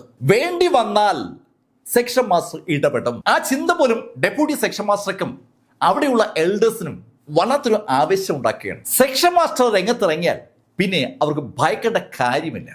സംഭവവികാസങ്ങൾ അവിടെ അങ്ങനെ അരങ്ങേറുമ്പോൾ നോർത്തേൺ ലാൻഡിലെ ഒരു മുറിയിൽ മാർക്കുമായി ഏറ്റുമുട്ടിയ ആ ഗോഡ്ലി മൊണാർക്ക് എത്തിക്കഴിഞ്ഞു. അയാള് അവിടെ അങ്ങനെ കിടക്കുകയാണ്. അയാളുടെ അവസ്ഥ തികച്ചും പരിതാപകരമാണ്. അയാളും മാർക്ക് ഫെല്ലറും നമ്മൾ ഏറ്റുമുട്ടിയ കാര്യം അറിയാവുന്ന യോങ്ജിയും ഹെക്ടർ ടെങ്ങും അയാളുടെ പുറകെ നോർത്തേൺ ലാൻഡിൽ എത്തി. നോർത്തേൺ ലാൻഡിൽ ആ മുറിയിലേക്ക് അവർ കടക്കുമ്പോൾ ശരിക്കും അവശ നിലയിലുള്ള ആ ഗോഡ്ലി മൊണാർക്കിനെ ഹെക്ടർ ടെങ്ങും യോങ്ജിയും കണ്ടു. അവരെ കണ്ടതും ആ ഗോഡ്ലി മൊണാർക്കിന് ഒരു ആശ്വാസം. നിങ്ങൾ എത്തിയല്ലോ, ഞാൻ വിചാരിച്ചത് ആ മാർക്കിനെ എളുപ്പം തീർക്കാൻ പറ്റുമെന്നാണ്. പക്ഷേ അവൻ ശരിക്കും ശക്തി നേടി. ആ ഗോഡ്ലി മൊണാർക്ക് പറഞ്ഞ വാക്കുകൾ യോങ്ജിക്കും അതുപോലെ ഹെക്ടർ ടെങ്ങിനും ശരിക്കും ഒരു ടെൻഷൻ ഉണ്ടാക്കുന്നുണ്ട്. അവരുടെ രണ്ടുപേരുടെയും ടാർഗറ്റ് മാർക്ക് ഫെല്ലറാണ്.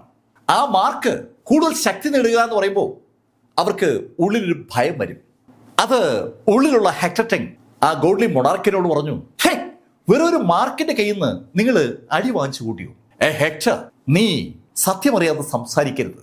നീ കരുതുന്ന മാർക്കല്ല ഇപ്പോ അവൻ ശരിക്കും ശക്തനായിരിക്കുകയാണ്. അങ്ങനെ ആ ഗോഡ്ലി മൊണാർക്ക് പറഞ്ഞതും ഹെക്ടർ യോങ്ജിയോട് പറഞ്ഞു, യോങ്ജി, ആ മാർക്കിനെ പോലെ ഒരാളെ നേരിടാൻ പറ്റാത്ത ഇയാളൊക്കെ ഇനി നമ്മുടെ ഗോഡ്ലി മൊണാർക്കിന്റെ തസ്തികയിൽ തുടരുന്നത് ശരിയാണോ? ഹെക്ടർ ടെങ് ആ ചോദ്യം ചോദിച്ചപ്പോ ശരിക്കും ഒരു അമ്പരപ്പ് യോങ്ജിയുടെ മുഖത്തും അതുപോലെ ആ പരിക്കേറ്റ ഗോഡ്ലി മൊണാർക്കിന്റെ മുഖത്തുമുണ്ട്. യോങ്ജി ഹെക്ടർ എന്താണ് ഉദ്ദേശിക്കുന്ന അറിയാതെ അമ്പരപ്പോടെ ഹെക്ടർ നോക്കുമ്പോൾ അതേ അമ്പരപ്പുള്ള ആ ഗോഡ്ലി മൊണാർക്ക് ഹെക്ടറോട് ചോദിച്ചു, ഏയ് ഹെക്ടർ, നീ എന്താ പറഞ്ഞേ? മാർക്ക് ഫെല്ലർ ഒരു ചെറിയ യോദ്ധാവ് മാത്രമാണ്. അവനെപ്പോലെ ഒരാളെ കൊല്ലാൻ പറ്റാത്ത നീ ഒരു ഗോഡ്ലി മൊണാർക്കാണെന്ന് അറിയപ്പെടുമ്പോ അത് ഞങ്ങൾക്കാണ് നാണക്കേട്. ഹെക്ടർ, നീ എന്തായി പറഞ്ഞു വരുന്നത്? അങ്ങനെ ആ ഗോഡ്ലി മൊണാർക്ക് ചോദിച്ചതും ഹെക്ടർ കൈ ഉയർത്തി ആ ഗോഡ്ലി മൊണാർക്കിന്റെ തലയിൽ ആഞ്ഞടിച്ചതും ഒരേ നിമിഷത്തിലാണ്. ആ ഗോഡ്ലി മൊണാർക്കിന് സത്യത്തിൽ എന്താണ് സംഭവിക്കുന്നതെന്ന് മനസ്സിലാക്കും മുമ്പ് അയാളുടെ പ്രിമോഡിയൽ സ്പിരിറ്റിനെ ഹെക്ടർ വലിച്ചെടുക്കുകയും അങ്ങ് വിഴുങ്ങുകയും ചെയ്തു. ഈ കാഴ്ച കണ്ട് യോങ്ജി അങ്ങനെ നടുങ്ങി നിൽക്കുകയാണ്. ഒരു ഗോഡ്ലി മൊണാർക്കിനെ ഇതുപോലെ ഹെക്ടർ ടെങ് കൊല്ലുമെന്ന് അയാൾ സ്വപ്നത്തിൽ പോലും കരുതിയിരുന്നില്ല. അയാളുടെ ആ പതർച്ച കണ്ട ഹെക്ടർ ടെങ് യോങ്ജിയോട് പറഞ്ഞു, യോങ്ജി, നിങ്ങൾക്ക് ഒരു ഗോഡ്ലി മൊണാർക്കാകാൻ ആഗ്രഹമില്ലേ? നിങ്ങളുടെ ആ ആഗ്രഹം നടപ്പിലാക്കാൻ ഇതാണ് പറ്റിയ സമയം. ഹെക്ടർ, ഇതാരെങ്കിലും അറിഞ്ഞാൽ? അങ്ങനെ യോങ്ജി ചോദിച്ചതും ഹെക്ടർ പെട്ടെന്ന് ആ ബോഡിയെ അയാളുടെ മാന്ത്രിക നിലവറിലേക്ക് മാറ്റി. ആ ബോഡി ദൂരെ എവിടെയെങ്കിലും കൊണ്ട് കളയുക എന്നുള്ളതാണ് അയാളുടെ ടാർഗറ്റ്. അവിടെ ആ നോർത്തേൺ ലാൻഡിനകത്ത് എത്തിയതിനു ശേഷമാണ് ആ ഗോഡ്ലി മൊണാർക്ക് മരിച്ചതെന്നുള്ള വിവരം പുറത്തായാൽ അതിനകത്തൊരു പന്തികേടുണ്ട്. അതറിയാവുന്ന ഹെക്ടർ ടെങ് ആ ബോഡി പെട്ടെന്ന് അവിടെ നിന്ന് മാറ്റി. അവർ രണ്ടുപേരും നോർത്തേൺ ലാൻഡിൽ നിന്ന് വീണ്ടും ഹെക്ടറുടെ സതേൺ ലാൻഡിലേക്ക് തിരിച്ചു. സതേൺ ലാൻഡിലെ ഹെക്ടറുടെ ആ ടെങ് ഗേറ്റിലാണല്ലോ സാക്ഷാൽ എലമെന്റലിസ്റ്റ് ഇപ്പോൾ താമസിക്കുന്നത്. അവിടേക്ക് പോകുന്ന വഴിക്ക് ഒരു ഒഴിഞ്ഞ സ്ഥലം കണ്ടതും ആ ഗോഡ്ലി മൊണാർക്കിന്റെ ബോഡി അവിടേക്ക് ഹെക്ടർ ടെങ് വലിച്ചെറിയുകയും ചെയ്തു. അതിനുശേഷമാണ് ഹെക്ടർ യോങ്ജി വന്നിച്ച് എലമെന്റലിസ്റ്റിന്റെ മുന്നിലെത്തിയത്. എലമെന്റലിസ്റ്റിന്റെ മുന്നിലെത്തിയ ഹെക്ടർ ടെങ് യോങ്ജിക്കൊപ്പം എലമെന്റലിസ്റ്റിനെ വണങ്ങി. ശരിക്കും കുനിഞ്ഞ് താണ് വീണെന്ന് വണങ്ങുന്നത്. അങ്ങനെ വണങ്ങിക്കൊണ്ട് ഹെക്ടർ ടെങ് എലമെന്റലിസ്റ്റിനോട് പറഞ്ഞു, യുവർ ലോർഡ്, ഒരു സങ്കടകരമായ കാര്യം അറിയിക്കാനുണ്ട്. എന്താ? യുവർ ലോർഡ്, നമ്മുടെ ഗോഡ്ലി മൊണാർക്ക് കൊല്ലപ്പെട്ടു. അത് കേട്ടതും എലമെന്റലിസ്റ്റ് ഉറക്കെ ചോദിച്ചു പോകണം, എങ്ങനെ കൊല്ലപ്പെട്ട? യുവർ ലോർഡ്, ആ മാർക്ക് ഫെല്ലറാണ് ഗോഡ്ലി മൊണാർക്കിനെ കൊന്നത്. ഛേ, ആ ഗോഡ്ലി മൊണാർക്ക് അത്ര ചവറായിരുന്നു. 4 ഗോഡ്ലി മൊണാർക്കുകളാണ് എപ്പോഴും നോർത്തേൺ ലാൻഡിലെ ആ എലമെന്റലിസ്റ്റിന് കീഴെ ഉണ്ടാവുക. ആ 4 പേരിൽ ഒരാള് സെക്ഷൻ മാസ്റ്ററുടെ അടുത്ത് വെച്ച് കൊല്ലപ്പെട്ടു. 3ാമത്തെ ആള് ഇതാ മാർക്ക് ഫെല്ലറുടെ കൈയാൽ കൊല്ലപ്പെട്ടിരിക്കുകയാണ്. ഇനിയുള്ളത് സീമബായിയും ഹെക്ടർ ടെങ്ങുമാണ്. ഈ സംഭവവികാസം അറിഞ്ഞ സീമബായിയും പെട്ടെന്ന് സ്ഥലത്തെത്തി. സീമബായിയും ഹെക്ടർ ടെങ്ങും കൂടെയുള്ളത് ഇപ്പോൾ യോങ്ജിയുമാണ്. അല്പനേരം ആ ടീമിനെ ഒന്ന് നോക്കി നിന്ന എലമെന്റലിസ്റ്റ് പെട്ടെന്ന് യോങ്ജിക്ക് നേരെ ഒന്ന് വിരൽ ചൂണ്ടിയിട്ട് യോങ്ജിയോട് പറഞ്ഞു, ഏയ് യോങ്ജി, ഈ നിമിഷം മുതൽ നിന്നെ ഞാൻ ഒരു ഗോഡ്ലി മൊണാർക്കാക്കുകയാണ്. അങ്ങനെ പറഞ്ഞ ആ എലമെന്റലിസ്റ്റിന്റെ വിരൽ യോങ്ജിയുടെ നേരെ ചൂണ്ടപ്പെട്ടതും ഒരു പ്രകാശം അയാളുടെ നെറ്റിയിലിടിച്ചു. ആ പ്രകാശം ഇടിച്ചതും ഒരു മാർക്ക് അയാളുടെ നെറ്റിയിൽ രൂപം കൊണ്ടു. ആ മാർക്കിന് ഒരു പ്രത്യേകത ഉണ്ട്. എപ്പോൾ വേണമെങ്കിലും എലമെന്റലിസ്റ്റിന് ആ മാർക്ക് ഉപയോഗിച്ച് യോങ്ജിയെ അവസാനിപ്പിക്കാൻ പറ്റും. അത്തരത്തിൽ ഒരു മാർക്ക് ഹെക്ടർ ടെങ്ങിന്റെ ബോഡിയിലുമുണ്ട്. അതേ മാർക്ക് സീമബായിയുടെ ബോഡിയിലുമുണ്ട്.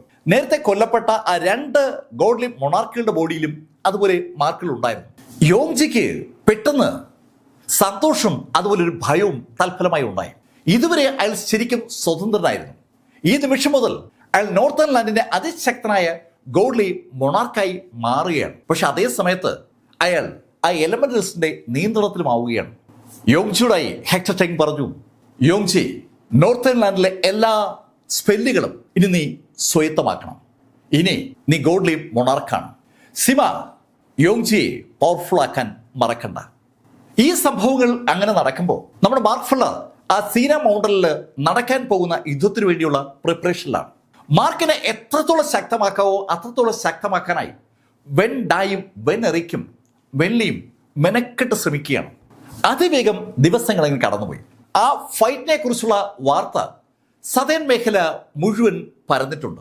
തൽഫലമായി ആ ഫൈറ്റ് നടക്കുന്ന ദിവസം എത്തിയതും ആ സീന മൗണ്ടൻ ഏതാണ്ട് പൂർണ്ണമായും ആളുകളെ കൊണ്ട് നിറഞ്ഞു എന്ന് പറയാം.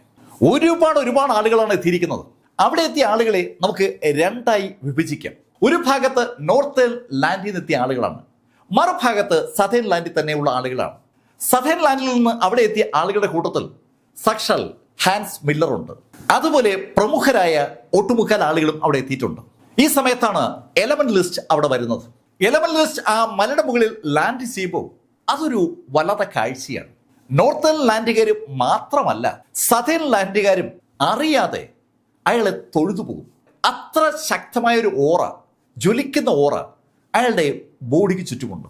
നോർത്തേൺ ലാൻഡിലെ ആ ചക്രവർത്തിയുടെ ചെറുപ്പകാലത്തുള്ള രൂപമാണ്, ഒരു സുന്ദര രൂപമാണ്. ആ രൂപം ജ്വലിക്കുന്ന ആ ഓറയോടുകൂടി അവിടെ ആ മലയുടെ മുകളിൽ ഒരുക്കിയിരിക്കുന്ന ഒരു സീറ്റിലങ്ങനെ ഇരുന്നു. കല്ലുകൾ കൊണ്ട് അവിടെ അനവധി സീറ്റുകൾ ഉണ്ടാക്കപ്പെട്ടിട്ടുണ്ട്. അതിലൊരു കല്ലിൽ അയാളങ്ങനെ ഇരിക്കപ്പോൾ ശരിക്കും അയാളാണ് ഈ പ്രപഞ്ചത്തിലെ ഏറ്റവും ശക്തനെന്ന് തോന്നും. അയാളുടെ കീഴിലാണ് ബാക്കി എല്ലാ ആളുകളും. നോർത്തേൺ ലാൻഡിൽ നിന്നുള്ള ആളുകൾ മുഴുവൻ നോർത്തേൺ ലാൻഡിനെ ആ ലോഡിന് അനുകൂലമായി മുദ്രാവാക്യങ്ങൾ മുഴക്കുകയും നോർത്തേൺ ലാൻഡിന്റെ ഗുണഗണങ്ങളെക്കുറിച്ച് വാതോരാതെ സംസാരിക്കുകയും ചെയ്യുകയാണ്. ഈ സമയത്താണ് അവിടേക്ക് ഒരാള് കടന്നു വന്നത്. ആ ആളെ കണ്ട എലമെന്റലിസ്റ്റ് അമ്പരപ്പോടെ അയാളെ സൂക്ഷിച്ചു നോക്കിയാണ്. അത് കണ്ടതും ആ ആള് എലമെന്റലിസ്റ്റിനോട് പറഞ്ഞു, പേടിക്കണ്ട, ഞാൻ തന്നെയാണ്, നിങ്ങൾക്ക് എന്നെ കൊല്ലാൻ പറ്റിയില്ല. സംസാരിച്ചത് സാക്ഷാൽ വില്യം ഷൂമേക്കറാണ്. ഹേ ഷൂമേക്കർ, നീ അപ്പൊ മരിച്ചില്ലല്ലേ? എലമെന്റലിസ്റ്റ്, ഞാൻ മരിച്ചനെ നിങ്ങൾ അല്പസമയം കൂടി എൻ്റെ അടുത്ത് നിന്നിരുന്നുവെങ്കിൽ. ഷൂമേക്കർ മരിച്ചു എന്ന് തോന്നിയപ്പോൾ വേഗം എലമെന്റ് ലിസ്റ്റ് അവിടെ നിന്ന് പോവുകയായിരുന്നു. അയാൾ യഥാർത്ഥത്തിൽ ഒരു 3 മിനിറ്റ് ഷൂമേക്കർ അടുത്ത് ഉണ്ടായിരുന്നുള്ളൂ. ഷൂമേക്കറെ ആ സമയം കൊണ്ട് പരാജയപ്പെടുത്താൻ എലമെന്റ് ലിസ്റ്റിന് നിഷ്പ്രയാസം കഴിഞ്ഞതാണ്. ആ രംഗത്തെക്കുറിച്ച് ഓർമ്മ വന്ന എലമെന്റ് ലിസ്റ്റ് ഒന്ന് ചിരിച്ചു. ഷൂമേക്കർ, നിനക്ക് ആയുസ് ഉണ്ട്, അതുകൊണ്ടാ അന്ന് ഞാൻ വേഗം പോയത്. അപ്പോ ഉറപ്പായും ആ സന്യാസിയും രക്ഷപ്പെട്ട് കാണുമല്ലോ. അങ്ങനെ എലമെന്റ് ലിസ്റ്റ് പറഞ്ഞതും ശരിക്കും ആ ഹോങ്സി മൗണ്ടനിലെ സന്യാസി അങ്ങോട്ട് കയറി വന്നു. അയാൾ എലമെന്റ് ലിസ്റ്റിനോട് പറഞ്ഞു, അതെ, ഞാനും രക്ഷപ്പെട്ടു. ഷൂ പറഞ്ഞതുപോലെ നിങ്ങൾ 1 മിനിറ്റ് കൂടി എൻ്റെ അടുത്ത് ഉണ്ടായിരുന്നുവെങ്കിൽ എനിക്കിങ്ങനെ പ്രത്യക്ഷപ്പെടാൻ പറ്റുമായിരുന്നില്ല. ശരിക്കും അന്ന് 2 മിനിറ്റ് ആ സന്യാസിയുടെ അടുത്ത് എലമെന്റ് ലിസ്റ്റ് ഉണ്ടായിരുന്നുള്ളൂ. അനങ്ങാതെ നിശ്ചലമായി അവിടെ ആ മലയിൽ ആ സന്യാസി കിടക്കുന്ന കണ്ടതുകൊണ്ട് ആ എലമെന്റ് ലിസ്റ്റ് അങ്ങ് പോയതാണ്. ആ ഡെഡ് ബോഡിയിൽ പിന്നെ ഒന്നും ചെയ്യേണ്ട കാര്യം തനിക്കില്ല എന്നൊരു തോന്നൽ ആ നിമിഷത്തിൽ എലമെന്റ്സിൽ ഉണ്ടായിരുന്നു. പക്ഷേ അല്പം ജീവൻ ബാക്കി ഉണ്ടായിരുന്ന ആ സന്യാസി ജീവിതത്തിലേക്ക് മടക്കി കൊണ്ടുവരാൻ അയാളുടെ ശിഷ്യന്മാർക്ക് എളുപ്പം പറ്റി. ഷൂമേക്കറും അതുപോലെ ഹോങ്സി മൗണ്ടനിലെ ആ സന്യാസിയും ആ മലയുടെ മുകളിൽ എത്തിയതും സദേൺ മേഖലയിലെ ആളുകളുടെ ആവേശം വൻതോതിൽ അങ്ങ് വർദ്ധിച്ചു. ശരിക്കും അവർക്ക് വിശ്വസിക്കാൻ പറ്റാത്തൊരു കാര്യമാണ് അവരിതാ കാണുന്നത്. ഈ സമയത്ത് ശരിക്കും ഒരു ആരവം താഴെ കേട്ടു. ആ ആരവം കേട്ട ഭാഗത്തേക്ക് നോക്കിയ ആളുകൾ ഒന്നടങ്കം എണീക്കുകയാണ്. മുകളിലുള്ള എലമെന്റ് ലിസ്റ്റും ആ ആരവം കേട്ട് താഴേക്ക് അറിയാതെ നോക്കി പോവുകയാണ്. ആ സമയത്ത് മജസ്റ്റിക് സ്റ്റെപ്പുകളിലൂടെ സാക്ഷാൽ സെക്ഷൻ മാസ്റ്റർ മുകളിലേക്ക് അങ്ങനെ നടന്നു വരികയാണ്. അതൊരു വരവാണ്. സെക്ഷൻ മാസ്റ്റർ ആ ഹെവൻലി ക്ലൗഡ് സെക്ഷനിലേക്ക് മടങ്ങിയെത്തിയ വാർത്ത ഹെവൻലി ക്ലൗഡ് സെക്ഷൻ പ്രൊട്ടക്ട് ചെയ്ത് പിടിച്ചിരിക്കുകയായിരുന്നു. അതുകൊണ്ട് തന്നെ സെക്ഷൻ മാസ്റ്റർ കണ്ടതും സദേൺ മേഖലയിലെ എൻറ്റയർ ആളുകളും ആർത്തു വിളിക്കാൻ തുടങ്ങി. സെക്ഷൻ മാസ്റ്റർ മുഖം കണ്ടതും സീമാബായിയും യോങ്ജിയും ശരിക്കൊന്ന് പതറി. അതുപോലെ തന്നെ ഹെക്ടർ അല്പം മാറി നിൽക്കുകയാണ്. സെക്ഷൻ മാസ്റ്റർ അവർക്ക് എല്ലാവർക്കും ഭയമുണ്ട്. സെക്ഷൻ മാസ്റ്റർ മെജസ്റ്റിക് സ്റ്റെപ്പിലൂടെ അങ്ങനെ കയറി വരുമ്പോൾ എല്ലാവരും എണീറ്റ് നിന്ന് സെക്ഷൻ മാസ്റ്റർക്ക് വേണ്ടി കൈയടിക്കുകയാണ്. സെക്ഷൻ മാസ്റ്റർ എന്ന ശബ്ദമല്ലാതെ വേറെ ഒന്നും അവിടെ കേൾക്കാനില്ല. നോർത്തേൺ ലാൻഡിൽ നിന്ന് വന്ന ആളുകൾ പോലും ആ കൈയടിയിലും സെക്ഷൻ മാസ്റ്റർ ആ വരവിലും വല്ലാതെങ്ങും ഭയന്നിട്ടുണ്ട്. സെക്ഷൻ മാസ്റ്ററും സാക്ഷാൽ എലമെന്റ് ലിസ്റ്റും ഇപ്പോൾ മുഖത്തോട് മുഖം നോക്കുകയാണ്. എലമെന്റ് ലിസ്റ്റ് സെക്ഷൻ മാസ്റ്റർ കണ്ടതും അദ്ദേഹത്തോട് പറഞ്ഞു, ഓ, നിങ്ങളാണല്ലേ സെക്ഷൻ മാസ്റ്റർ. ശ്രീറാം, നിങ്ങളെ കണ്ടതിൽ എനിക്ക് ഒരുപാട് സന്തോഷമുണ്ട്. അപ്പോ ഇന്നത്തെ ഫൈറ്റ് സത്യത്തിൽ നീയും ഞാനും തമ്മിലാണല്ലേ? അത് കേട്ടതും സെക്ഷൻ മാസ്റ്റർ എലമെന്റ് ലിസ്റ്റിനോട് പറഞ്ഞു, അല്ല, ഞാന് നീയും മാർക്കും തമ്മിൽ ഫൈറ്റ് ചെയ്യുന്നത് കാണാൻ വന്നതാണ്. ഒരു നല്ല ഫൈറ്റ് അല്ലേ, കണ്ടിരിക്കാവുന്ന കരുതി വന്നതാ. ഞാനുമായി ഫൈറ്റ് ചെയ്യത്തക്ക യോഗ്യതയൊന്നും നിനക്കില്ല. അങ്ങനെ പറഞ്ഞിട്ട് സെക്ഷൻ മാസ്റ്റർ അയാൾക്ക് വേണ്ടി ഒരുക്കി വെച്ചിരിക്കുന്ന ആ സീറ്റ് നേരി നടന്നു. ഈ കാഴ്ച സ്വാഭാവികമായിട്ട് സദേൺ മേഖലയിൽ വല്ലാത്തൊരു ആവേശം ഉണ്ടാക്കുകയാണ്. ഷൂമേക്കറും അതുപോലെ ആ ഹോങ്സി മൗണ്ടനിലെ മോങ്കും ഒക്കെ സെക്ഷൻ മാസ്റ്റർ വന്നു കണ്ട് അവരുടെ സാന്നിധ്യം അറിയിച്ചു. അവർ രണ്ടുപേരെയും കണ്ടതും സെക്ഷൻ മാസ്റ്റർ സന്തോഷത്തോടെ അവരോട് പറഞ്ഞു, അപ്പോ നിങ്ങളും ഉണ്ടല്ലേ? എങ്ങനെയുണ്ട് ഷൂ? പരിക്കൊന്നും കുഴപ്പമില്ലല്ലോ? ശ്രീറാം, എനിക്ക് വലിയ കുഴപ്പമൊന്നുമില്ല. ഷൂമേക്കറും അതുപോലെ ആ ഹോങ്സി മൗണ്ടനിലെ സന്യാസിയും ഒക്കെ ശ്രീറാമുമായി നല്ല അടുപ്പമുള്ള ആളുകളാണ്. അവരങ്ങനെ സംസാരിച്ചിരിക്കുമ്പോൾ താഴെ സാക്ഷാൽ മാർക്ക് ഫെല്ലർ എത്തി. മാർക്കിന്റെ തൊട്ടുപുറകിലായി വെൻലിയും അതുപോലെ വെനറിക്കും വെൻഡായും ഉണ്ട്. മാർക്ക് ആ മലയിലേക്ക് കയറാൻ തുടങ്ങിയതും ഏതാനും നോർത്തേൺ ലാൻഡിലെ യോദ്ധാക്കൾ മാർക്കിന്റെ മുന്നിലേക്ക് കയറി. അവര് മാർക്കിനോട് പറഞ്ഞു, മാർക്ക് ഫെല്ലർ, നീ ആരാണെന്ന് കരുതിയിട്ടാണ് ഈ ചലഞ്ചിന് ഇറങ്ങിയത്? ഞങ്ങളുടെ ലോഡിനെ ചലഞ്ച് ചെയ്യാൻ നീ വളർന്നു. അങ്ങനെ പറഞ്ഞു എന്ന് മാത്രമല്ല, അവർ മാർക്കിനെ അറ്റാക്ക് ചെയ്യുകയും ചെയ്തു. അവന്മാരുടെ കൈകൾ മാർക്കിന് നേരെ പാഞ്ഞു വരുന്ന ആ നിമിഷത്തിന് മാർക്കിന്റെ കൈ അവന്മാർക്ക് നേരെയും പാഞ്ഞു. അതിന് ഫലമുണ്ടായി. മാർക്കിന്റെ തൊട്ടു മുന്നിൽ മാർക്കിനെ തടഞ്ഞ് വന്ന ആ 3 നോർത്തേൺ ലാൻഡുകാരും ആ നിമിഷത്തിൽ ഏതാനും മാംസ കഷ്ണങ്ങളായി മാറി. പക്ഷേ അതുകൊണ്ടൊന്നും നോർത്തേൺ ലാൻഡുകാർ അടങ്ങിയില്ല. അവന്മാർ കൂട്ടത്തോടെ മാർക്കിനെ തടുത്തു തുടങ്ങിയാണ്. മാർക്ക് അവരുമായി ഫൈറ്റ് ചെയ്ത് മുകളിലേക്ക് കയറുകയാണ്. മാർക്കിന്റെ കൈ പതിക്കുന്നതും ആ നോർത്തേൺ ലാൻഡുകാരുടെ തലയോ ബോഡിയോ ഒക്കെ ചിതറുകയാണ്. തൊട്ടുപുറകെ വെൻലായും വെനറിക്കും വെൻഡാനിയും ഉണ്ട്. അവർ മാർക്ക് ഉണ്ടാക്കുന്ന ആ പാതയിലൂടെ മാർക്കിനെ ഫോളോ ചെയ്യാണ്. അതൊരു രസമുള്ള കാഴ്ചയാണ്. ഏകദേശം ഒരു അരമണിക്കൂർ കഴിഞ്ഞപ്പോൾ മാർക്ക് ഫെല്ലർ ആ മലയുടെ മുകളിലെത്തി. അതുവരെ മാർക്കിനെ തടുത്ത നോർത്തേൺ ലാൻഡുകാർ എല്ലാം താഴെ ചിതറിക്കിടപ്പുണ്ട്. ചിലർക്കൊക്കെ ജീവനുണ്ട്, പലരുടെയും ജീവൻ നഷ്ടമാകുകയും ചെയ്തു. എന്നിട്ടും ഒരുപാട് നോർത്തേൺ ലാൻഡുകാർ ബാലൻസ് ഉണ്ട്. ആ മല ഏതാണ്ട് പൂർണ്ണമായും ആളുകളെ കൊണ്ട് വളയപ്പെട്ടിരിക്കുകയാണ്. ഒരു ഭാഗത്ത് സദേൺ ലാൻഡുകാരും മറുഭാഗത്ത് നോർത്തേൺ ലാൻഡുകാരുമാണ്. മാർക്കിനെ സഹായിക്കാനായി ഷൂമേക്കറും അതുപോലെ ആ സന്യാസിക്ക് ഇറങ്ങാൻ വന്നപ്പോൾ മാർക്ക് അവർ വിലക്കിയായിരുന്നു. ഒരു വാമപ്പ് വേണമെന്ന് മാർക്കിന് ഒരു തോന്നൽ. അതുകൊണ്ടാണ് മാർക്ക് അവന്മാരെ ഇടിച്ചിടിച്ച് പഞ്ചറാക്കി മുകളിലേക്ക് കയറിയത്. മുകളിലേക്ക് മാർക്ക് ഇങ്ങനെ വരുമ്പോൾ മാർക്കിന്റെ ബോഡി കൂടി അങ്ങനെ രക്തം ഒലിക്കുകയാണ്. ആ കാഴ്ച കണ്ടതും എലമെന്റലിസ്റ്റ് മാർക്കിനോട് പറഞ്ഞു, ഹേയ്, നീയാണോ മാർക്ക് ഫെല്ലർ? നിനക്ക് ഗുരുതരമായി പരിക്കേറ്റെന്ന് തോന്നുന്നല്ലോ. ഒന്നും അറിയാത്തതുപോലുള്ള എലമെന്റലിസ്റ്റിന്റെ ആ സംസാരം കേട്ടതും മാർക്ക് ഫെല്ലർ അയാളോട് പറഞ്ഞു, അതെ, ഞാൻ തന്നെയാണ് മാർക്ക് ഫെല്ലർ. ഈ ചോര ഞാൻ കളയുന്നില്ല. ഈ ചോരയിൽ എനിക്ക് നിന്റെ ചോരയും കൂടി ചേർക്കുമ്പോഴേ ഒരു സമൃദ്ധി വരും. മാർക്കിന്റെ വാചകം അവിടെ സദേൺ മേഖലയിലെ ആളുകളെ ശരിക്കും ത്രില്ലടിപ്പിക്കുന്ന ഒരു ഡയലോഗാണ്. സ്വാഭാവികമായിട്ടും ഒരു വൻ ആരവം അവിടെ ഉണ്ടായി.